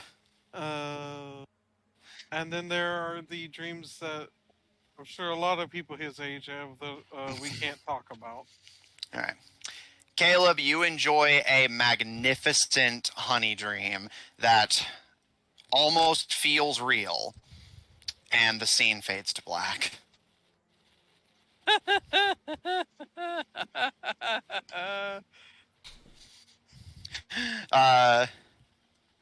Keto, you, Neon, and the rest of the party enjoy your nights on the town. To your surprise, they offer a pretty healthy variety of different foods around here, especially in the red light district where the Sweet Honey Hive is closest to. And it takes you a bit of digging, but you're actually able to find a part of Lower Edict that serves Underdark insects as food. And you delightedly partake in your favorite meal. Bug. Oh yeah, baby.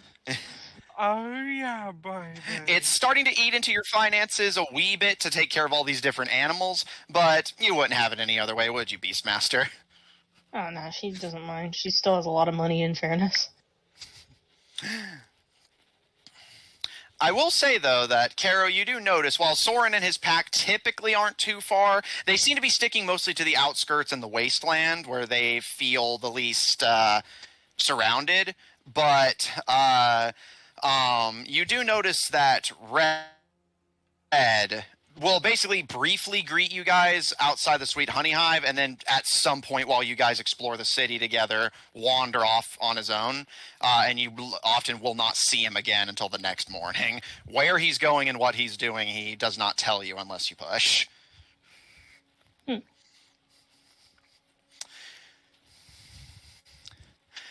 Zephyr,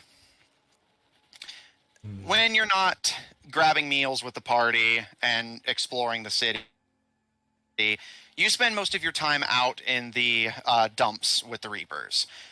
Naden seeming genuinely happy to see you, as when he's not occupied with manufacturing or distributing, he contents with going through his shed of items and just talking about some of them with you. Occasionally he'll rattle off like a story of how he got this jacket or this helmet from a surface junkie who gave up everything and then eventually their own belongings just to get their next hit. And a lot of the stories unfortunately have rather tragic endings, but more's the profit for the two of you. Yeah. Sounds like a them problem. Yeah. And you do notice when you show up on the second day that Naden, when you find him, is actually out of his usual hazmat suit and is not in the barn. The barn actually is closed off. And you can see him in his office putting on what appears to be various forms of makeup. And his suit isn't exactly fantastic. It's kind of a tawny, dirty-looking brown, but it does look somewhat passable. And he seems to be using makeup to cover the worst of his burns and lesions in preparation for the wedding himself.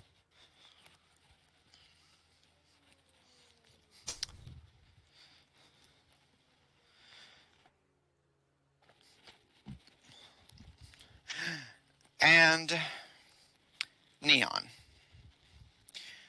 you've had a few days of relaxation with the party.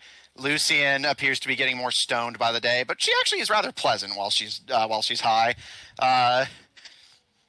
Caro and Caleb are pleasant enough company. You don't see too much of Gil over the next few days, although you see him occasionally in the hotel, so it doesn't concern you, although given the headache he seems to have a lot of the time when you see him, you imagine the Star Blast doses he's been taking are starting to catch up with him.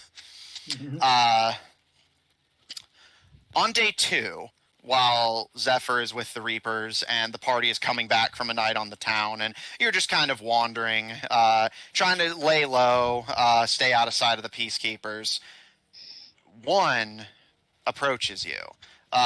Although, given their gas-masked visage and bald head, and the fact that they approach you cautiously, seeming intent on not drawing attention by beelining towards you, you would recognize your former commanding officer anywhere. Mm-hmm.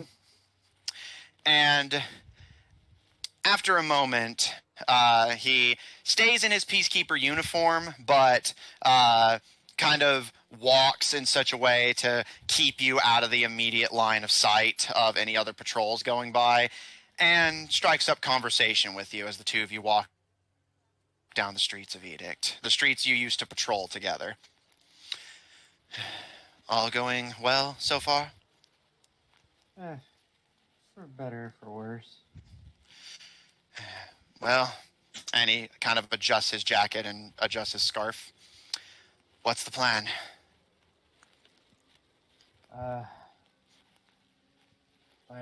Gonna have an EMP planted outside of the tower, just in case I screw this up.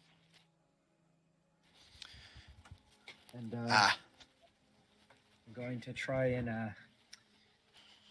and steal the button away from the guy who's holding it, proverbially speaking.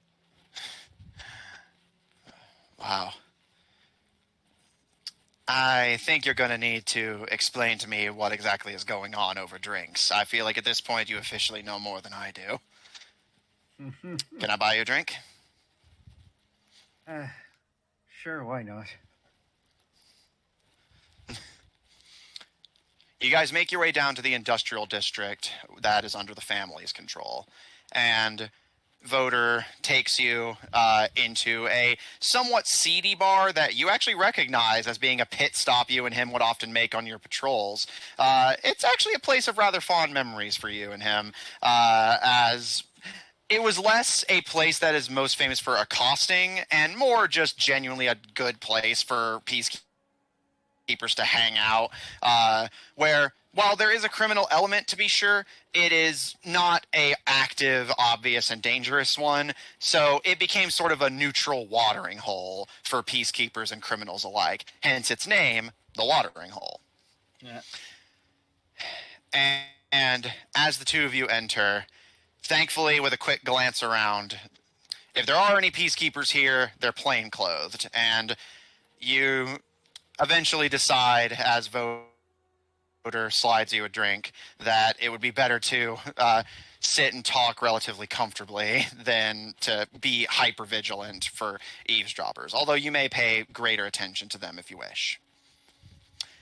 And as the two of you sit down, and the familiar bartender, a very deeply paling light elf with black hair that's kept up in a bun, his eyes very pale from time spent underground.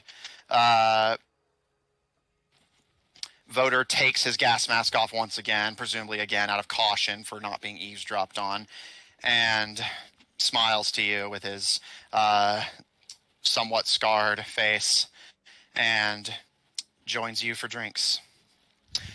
Neon, do you fill him in on what you guys know so far? And if you do, is there anything you deliberately leave out?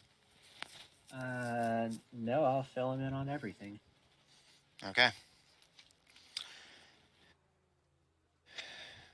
He takes a long swig and plants the bottle with a sigh, and wow, goes a lot deeper than I thought. It's a damn shame we can't just bring you as a witness. Although, at this point, I suppose putting the commissioner on trial won't end things as smoothly as I'd hoped. So I suppose it's for the best you're here, for what that's worth, Cadet. Here's hoping. Don't sell yourself short, Neon. If it wasn't for you, my grand plan would have likely gotten everyone in the city killed without me realizing it, including me. And he taps on the wiring and metal where his gas mask connects. So, you're saving my life here, if that's any consolation. Well, I sure hope I'll be saving it. A bit stressed out.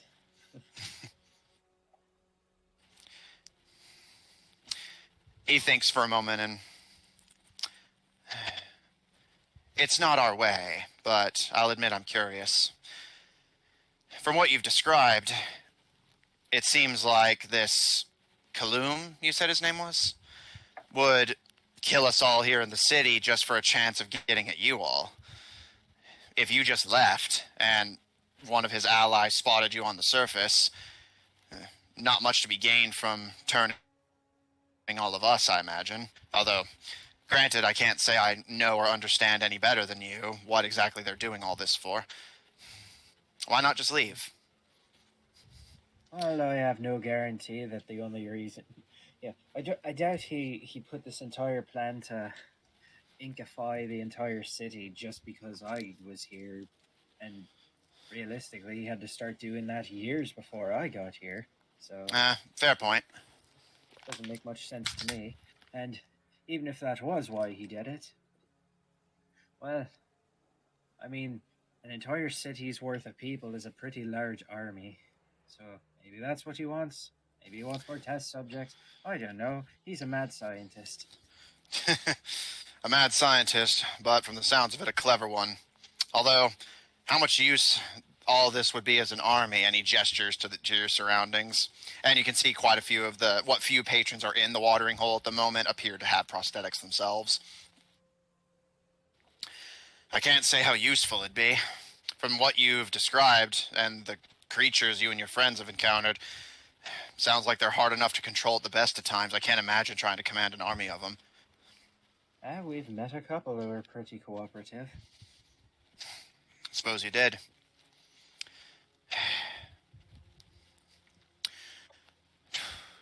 So, plan is, from the sounds of it, going with my idea, but if you can't kick this doctor out of our systems and network, then blow the whole tower, and that's still less casualties than if everyone in the city turned at once. Is that about right? Just about.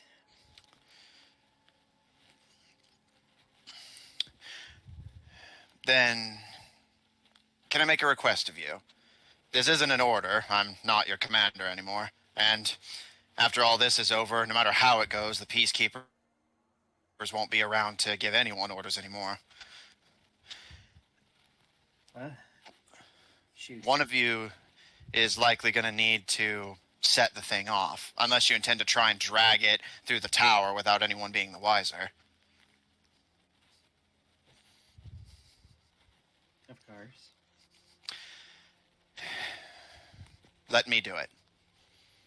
Leave me outside. I'll do my patrol so that nobody gets suspicious and wait for a signal. You can decide what it is. Although I'll assume if I see explosions going off on the roof, that's signal enough for me. And if I get the signal, I'll set off the bomb and destroy the tower. All right. That sounds a bit more reliable. He stares at you for a long moment before giving you a nod and taking another long drink. And what about Morgan? Is she going to be all right? I'm sure she'll be fine. You know best. You always understood this stuff better than me. Mm-hmm.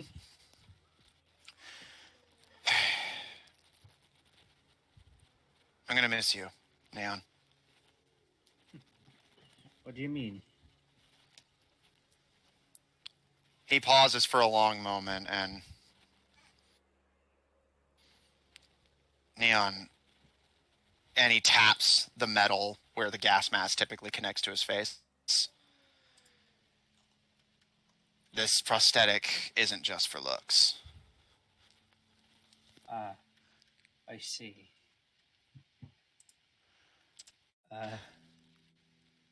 Well, if it helps, destroying the tower is plan B. I know what I signed up for, Neon. Or I thought I did. I think it's about time I actually did it. I believe in you. I really do think you can kick that scientist out of our network and keep everyone safe, but if it comes down to making the hard decision, you don't need any more lives on your conscience, least of all mine.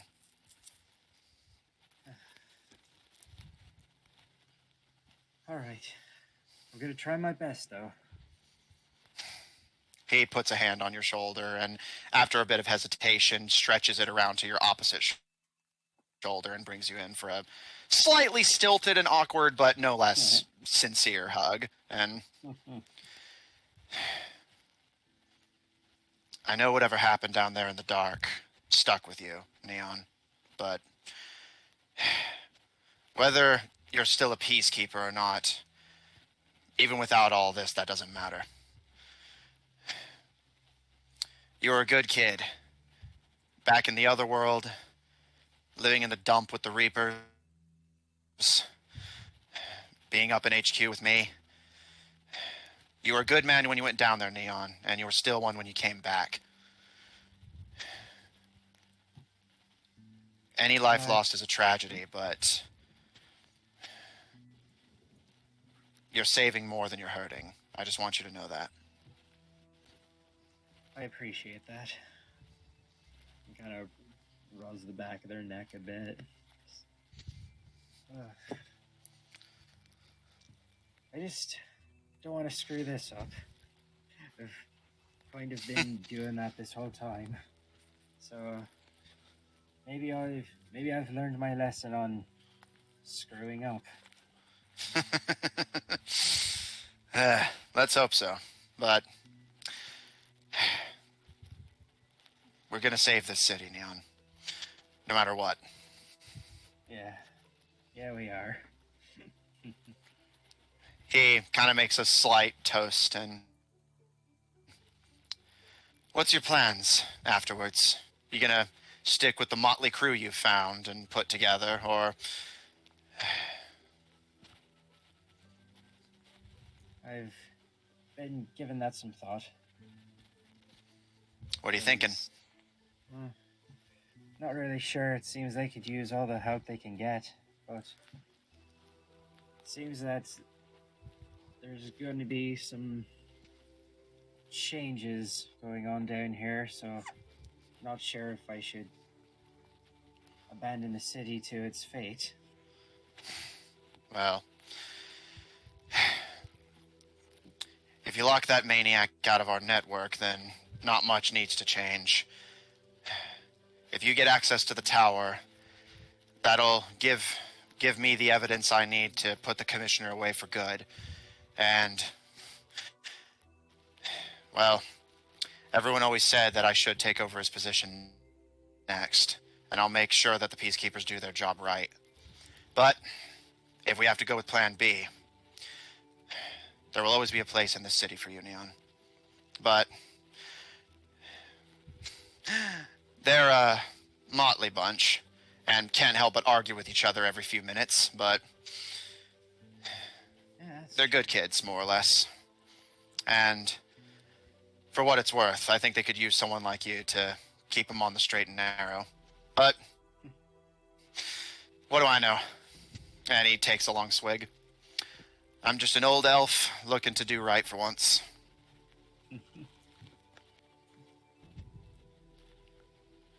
How old are you?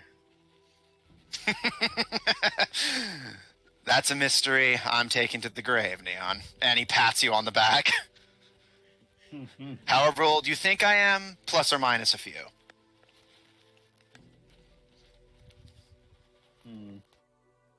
I'm guessing 17. Oh, you flatter me. And he actually does let out, for the first time since you've ever known the man, a full-out belly laugh. His bald-ass fucking head. Yeah. Once he collects himself, he smiles at you and tousles your ears a bit. And, well, whatever you decide to do. I imagine all the peacekeepers in the area that know him are looking like, what the fuck just happened? Yeah, they all just get like... Yeah, even the commissioner just, I felt a disturbance in the force. Yeah. Yeah, it just imagine like, they met in like a bar, right? A peacekeeper bar? Well, technically it's a peacekeeper and criminal bar, although Neon didn't see any peacekeepers when he went in. There may be some that are plainclothes, but I just imagine all the peacekeepers just went silent when they heard him laugh. Like, what? He laughs? That happens? He leans back with a smile and puts down the now more or less empty bottle and kind of taps his fingers on the bar for a moment and... Well, take your time and decide on it. I mean it when I say, no matter what happens to me, there will always be a place in this city for you. And if the peacekeepers survive this, we could use a few more honest officers, but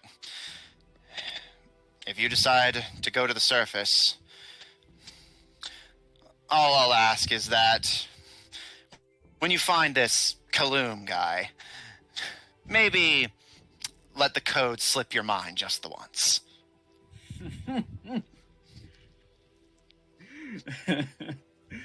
Careful! I don't think our prospective commissioner should be saying such things. Oh, what, are you gonna rat me out? I might just. Oh, you know what happens to snitches, Neon. They retire with pay. You're damn right they do. What does that even mean?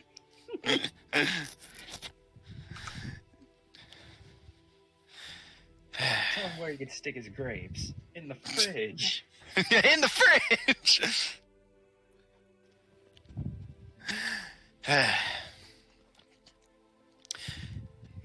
He, after a moment of consideration, orders another round of drinks and smiles at you as he hands you yours. And, well, I would say to the peacekeepers, but not exactly appropriate given the circumstances. And I'm not exactly going to toast the bride and groom since I think their wedding's going to get a bit crashed. So, to you, Neon. One of the best officers we've ever had. Oh, you flatter me. And, I'll take the drink. You and Officer Joseph Voter spend the night drinking and enjoying yourself. Despite the dangerous situation and the fact that you now know your commanding officer and somewhat close friend's life, among many others, hangs in your hands, as midway through the drinks he has to put his mask back on to allow himself to breathe. I forgot I've been holding my breath this whole time. Yeah, it seems that he just has difficulty breathing without it for long lengths of time. Nah, his lungs are just the size of train cars. Yeah, he's just been doing all of that conversation on a single exhale. He's taken 8 breaths in his entire This is life. what, like, people are gonna be like in the future because of COVID. They all have to wear masks because their lungs are fucked. Yeah. And eventually, the night of revelry comes to a close. And Joseph Voter had always been a very serious, down-to-earth man who stayed focused on the job and you were convinced didn't have a sense of humor. But whether it's the sheer danger of the circumstances and some degree of adrenaline or perhaps some degree of relief,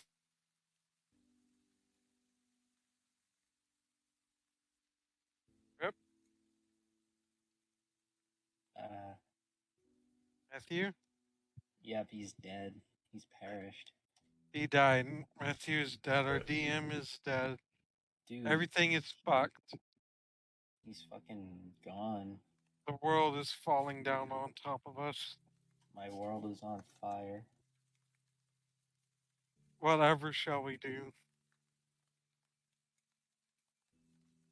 It's time to riot. Right! And let's see. Riot. Level up! Level up! Pitchforks, get your pitchforks. Here, how about we advertise for companies that he doesn't like? That'd be Here most are for companies. D&D Beyond. Go watch all the Marvel movies. Watch every single Marvel Hey, he only movie. hates them after. Yeah, I just watched Venom 2. Let's see. D&D Beyond is buy every single Assassin's Creed game after 4, Oh. I think. Sorry about that. Connection here is a little finicky. For rioting. What was the last bit that came in? No. Oh. God dang it! I'm trying to remember where we were now. Like you were giving like the like fade out. You know, like the night of revelry passes by. Oh yeah. So yeah, basically, I was just saying that like you're more than a little drunk, but Neon, you make it back to the Sweet Honey Hive in one piece. Okay. And after a few days go by, you all enjoying your honey, your honeys, your dinners, your winners, your items, and I don't have anything that rhymes with items. The wedding day comes. Imagine Caleb wakes up feeling quite refreshed. Yeah. The wedding is upon you. Yeah. Whoa, wedding be upon you. That's how introverts be. Yeah. Yeah. Oh god, the wedding is upon us. A fucking wedding between two introverts. Oh god, it's time to get wedded. As you all wake up and begin to gather downstairs, you can see that the queen bee is already there in a completely new form that is unfamiliar. Although this one is beautiful, but a touch unusual, even by her standards. She still wears the red dress with gold-laced spider thread and the matching gloves, as well as a set of red heels. But how her body looks is rather interesting. She has taken the form of a pale light elf with what appears to be black hair and streaks of red going through it, almost like a candy cane with black instead of white.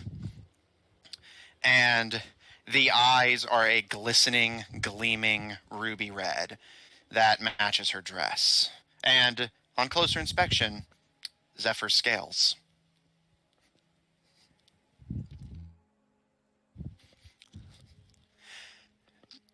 As you all come downstairs, she gives you all a smile, and... So does Caleb need to roll anything because of the honey?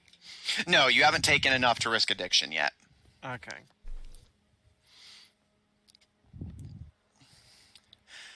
She smiles at all of you, and... Well, don't you all look dashing?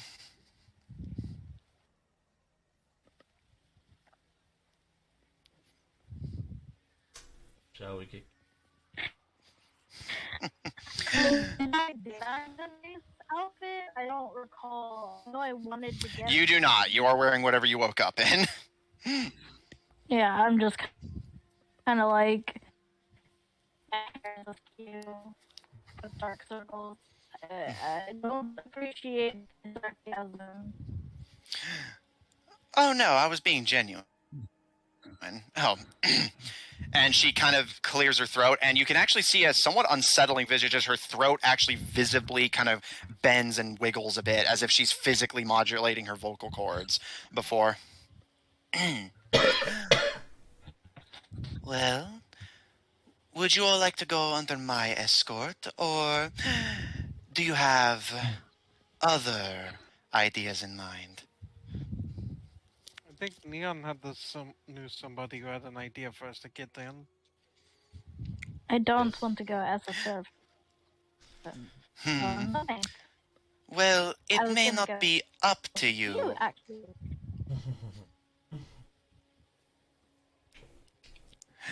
But if you want to go against the plan and get me and everyone else in the city killed, I'd say be my guest, but it actually would be quite invasive. So be my intruder.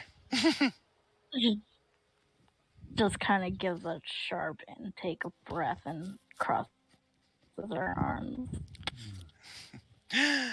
The wedding is. Okay, I was gonna say, Lucian. Hey, think of it as a humbling experience. She just kind of snorts. Well, whatever you decide to do, at least give me proper warning. I can only sneak so many guns in this dress. Don't worry, I can try to act like a servant. Just gonna make my parents writhe in their graves, that's all. Has Lucian described some of the things her father got up to? Very briefly. From what I understand, at least one of them deserves the role. Quite. Well, if you all have another ride, so to speak, don't worry, the wedding is not until tonight. They thought it would be more appropriate, and frankly, it would give the guests more time to prepare. I'm actually not quite settled on this form. What do all of you think? And she kind of waves her candy cane braid and kind of flaunts her figure and dress a bit. Too flashy? Oh no, is it too flashy for my taste? It's actually rather humble, but given her social status, it's actually pretty appropriate. You would say, given how you were raised, this sort of dress is perfect for her social status. Caleb is like, Alright. I am not the person to ask. I suppose you're not, boys. Even more so Lucian than just that. kind of strokes her chin. I'm not a big fan of the hair, to be honest, but everything else is great.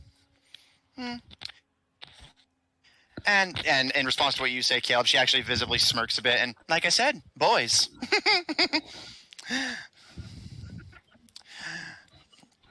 She thinks for a long moment, and I do have another idea I'm interested in experimenting with, but I'll have to decide really if I want to commit to that one or not. It's a bit short notice to be changing my dress so drastically. Well, I mean, your dress is fantastic. It's your hair that I'm not sure of.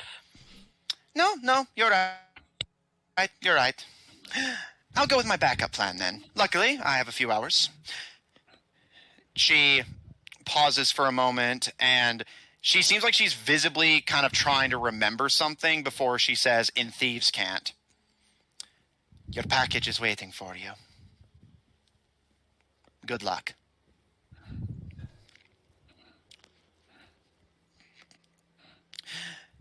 She smiles, and I hope I'll see all of you at the party.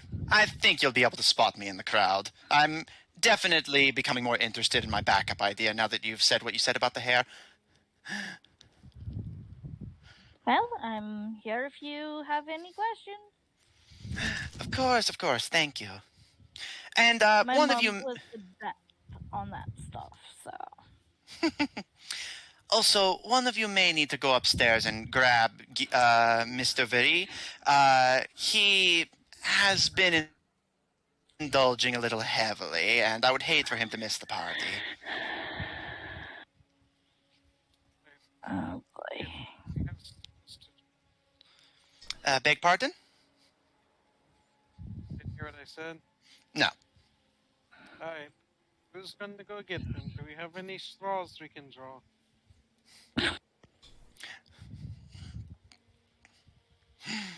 She smiles a bit, and I'm afraid that'll have to be worked out among all of you. And you all hear the slight little tinkling bell as the doors of the honey hive are opened.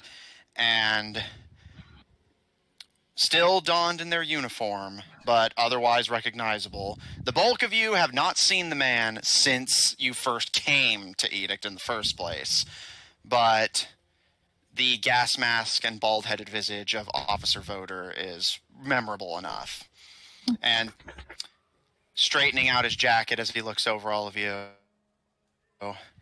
he gives a nod, and guessing you've all already been told, but the wedding's on for tonight, and at this point, there's no changing the date. It's tonight, or it's never. Well, I don't get cold feet. Even if they do, there's no canceling the party at this point would be too much of a hassle, and not to mention what it would do for the bride socially. I understand. I really do. I'm gonna go get Gil. I'm gonna see if he's okay. All right. And he looks to you, Neon. Should I swing by to pick you guys up, or just wait for you there? What's the plan?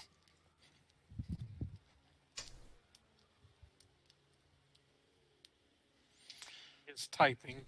Yeah. Oh, we've lost their internet now. It's an epidemic. All right. I'll say. I guess you could say it's a. He directs his. Jesus. He turns his attention to the rest of you, and directs the same question towards all of you. They're like a thing the servers have to wear. Yes. I'll of course cover getting you all. Getting you fitted customly isn't going to fly, but again, we didn't exactly have proper advance notice. A lot of Don't the. worry about me. You already have the garments you need? I can just disguise myself. Well, that'll do. Just keep it low class. And he does like a hand signal to indicate something going down. We want people to be looking away from you. I know. They're not going to look away at me like this, that's for sure. I just noticed Caleb is proficient with disguise kits, but he doesn't actually have one. I have disguise self now as a wizard. Woohoo! All right. Well, I suppose I'll need to be getting back to my patrols, but if anyone needs. I'm gonna give Voter the sizing that I'm gonna need. I'm going to disguise myself as Winona. Okay. All right. I'll just deliver your garments here, shall I? And it'll take me some time. I'm gonna have to be doing my patrols intermittently, and then they're gonna expect me to oversee some of the actual setup. So we're gonna have to be quick and precise about this. And I don't know if Neon's already told all of you, but. And he glances to Queen Bee, who raises a hand. I already know. I'll be handling the package. You guys just focus on getting inside and give me a signal if things go south. I'll set it off before Kaloum can pull the trigger.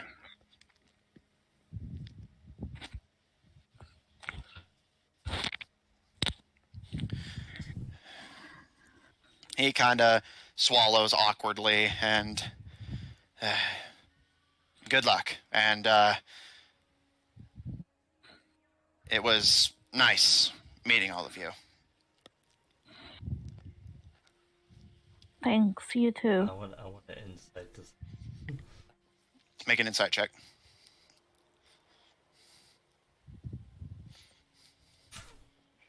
12. Given the mask, you obviously can't get a read on his face, but I will say it does occur to you, something tells you he doesn't have a gas mask prosthetic for fun.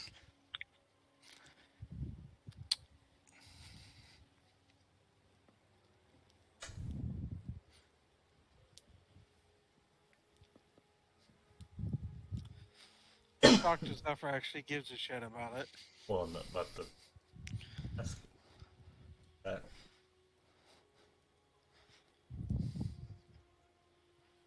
Something's fishy. What is fishy?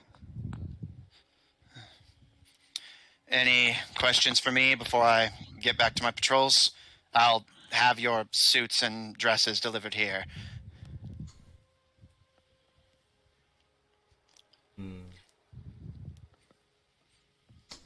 Not today. He gives you a nod, Zephyr, and looks over all of you with a nod before. Okay, wait, Caleb was gonna ask. What should we expect Oh, of go. this party? Honestly, it's mostly just going to be all the local aristocracy and criminal lords trying to curry favor with one another while pretending they hate each other, rubbing elbows, that sort of thing. All you have to do is put on a suit, carry a plate of food, give some to anyone who asks, and then I'll help direct you to where you need to go. But once you get past the secure doors, you're on your own.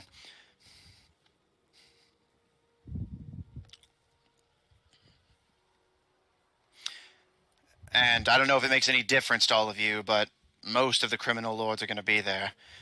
The Queen Bee, of course, and he gives a kind of respectful gesture to her, who bows in return. The Mother, the Firebugs, the Knights, everyone's going to be there. Even the Reapers? Be there. Sorry, my internet's being a bit hit and No miss. worries. No worries. Caleb was saying other Yeah. Reapers going to be there. I wouldn't think they'd be allowed within 20 feet of that area. He gives a bit of a smirk, and they're not going to tell some of their favorite salespeople that they don't want them anywhere near them. That's a good way to get yourself banned from purchasing their products.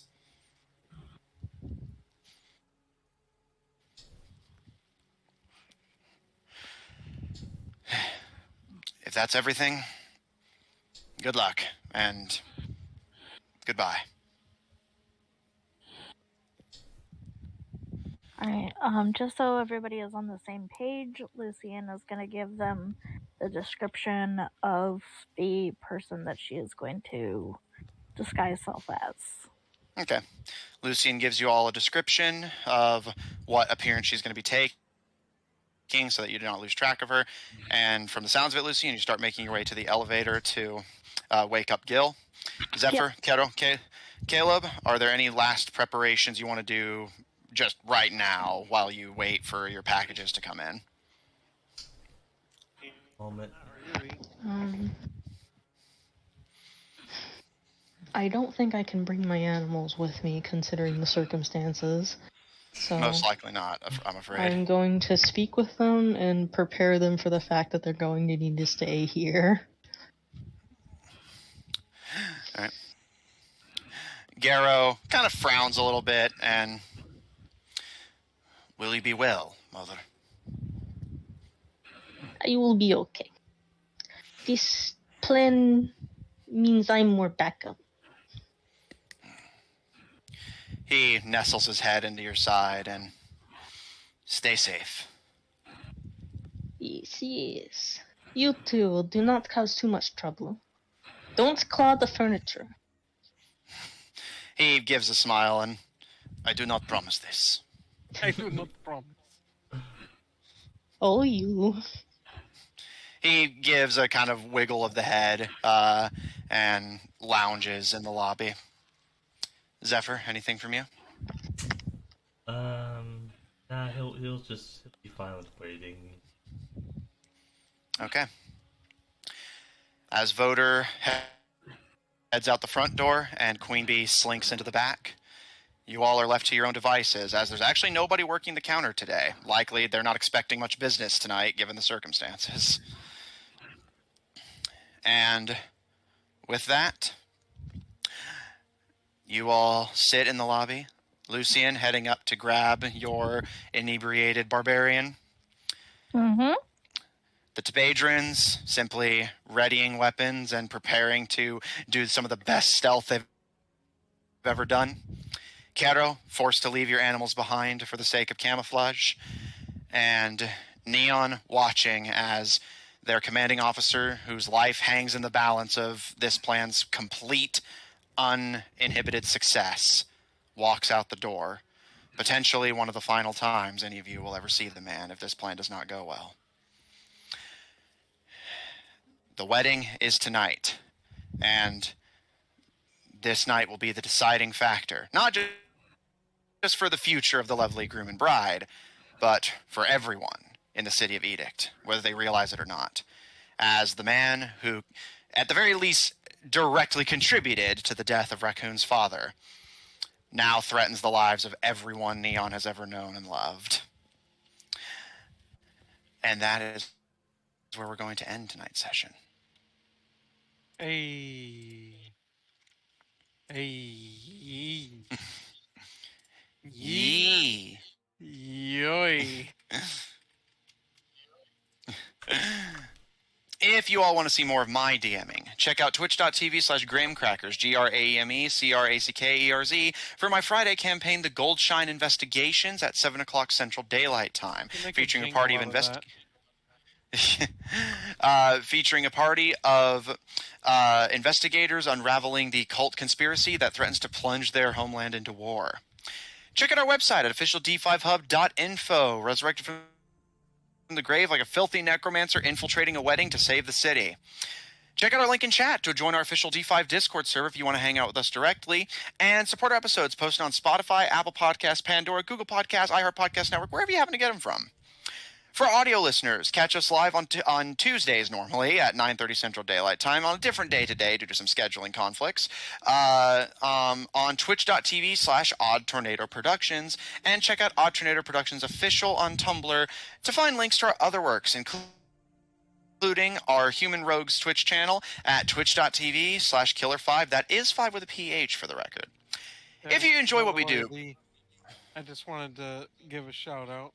The joint streams that me and Austin do might be back this Friday. Yeah, so... Depending. We haven't exactly confirmed it yet. Yeah, so tune into one of their channels and try to catch that. If you enjoy what we do, please support us on Patreon. That link will be posted shortly, or on Ko-fi at kofi.com/Odd Tornado Productions, and follow us on Twitter at twitter.com/TornadoOdd. TNO are in fact capitalized. If you enjoy this party and want to see more of them, plus or minus a few, tune in on Mondays to catch our Monday campaign at 9:30 Central Daylight Time, Under Locks and Keys, featuring a party of globe-trotting treasure hunters trying to gather the artifacts of the gods to unlock a valuable treasure or potentially unleash a terrible curse. One of the two. Currently working their way into the dark elf city of Ostiliant to find the Atlantean-built pistol of Vulcan, the Forge-cast pistol. Me, though, so thanks everyone at the table so much for playing. Thanks everyone at home so much for watching, and we'll see you all next week.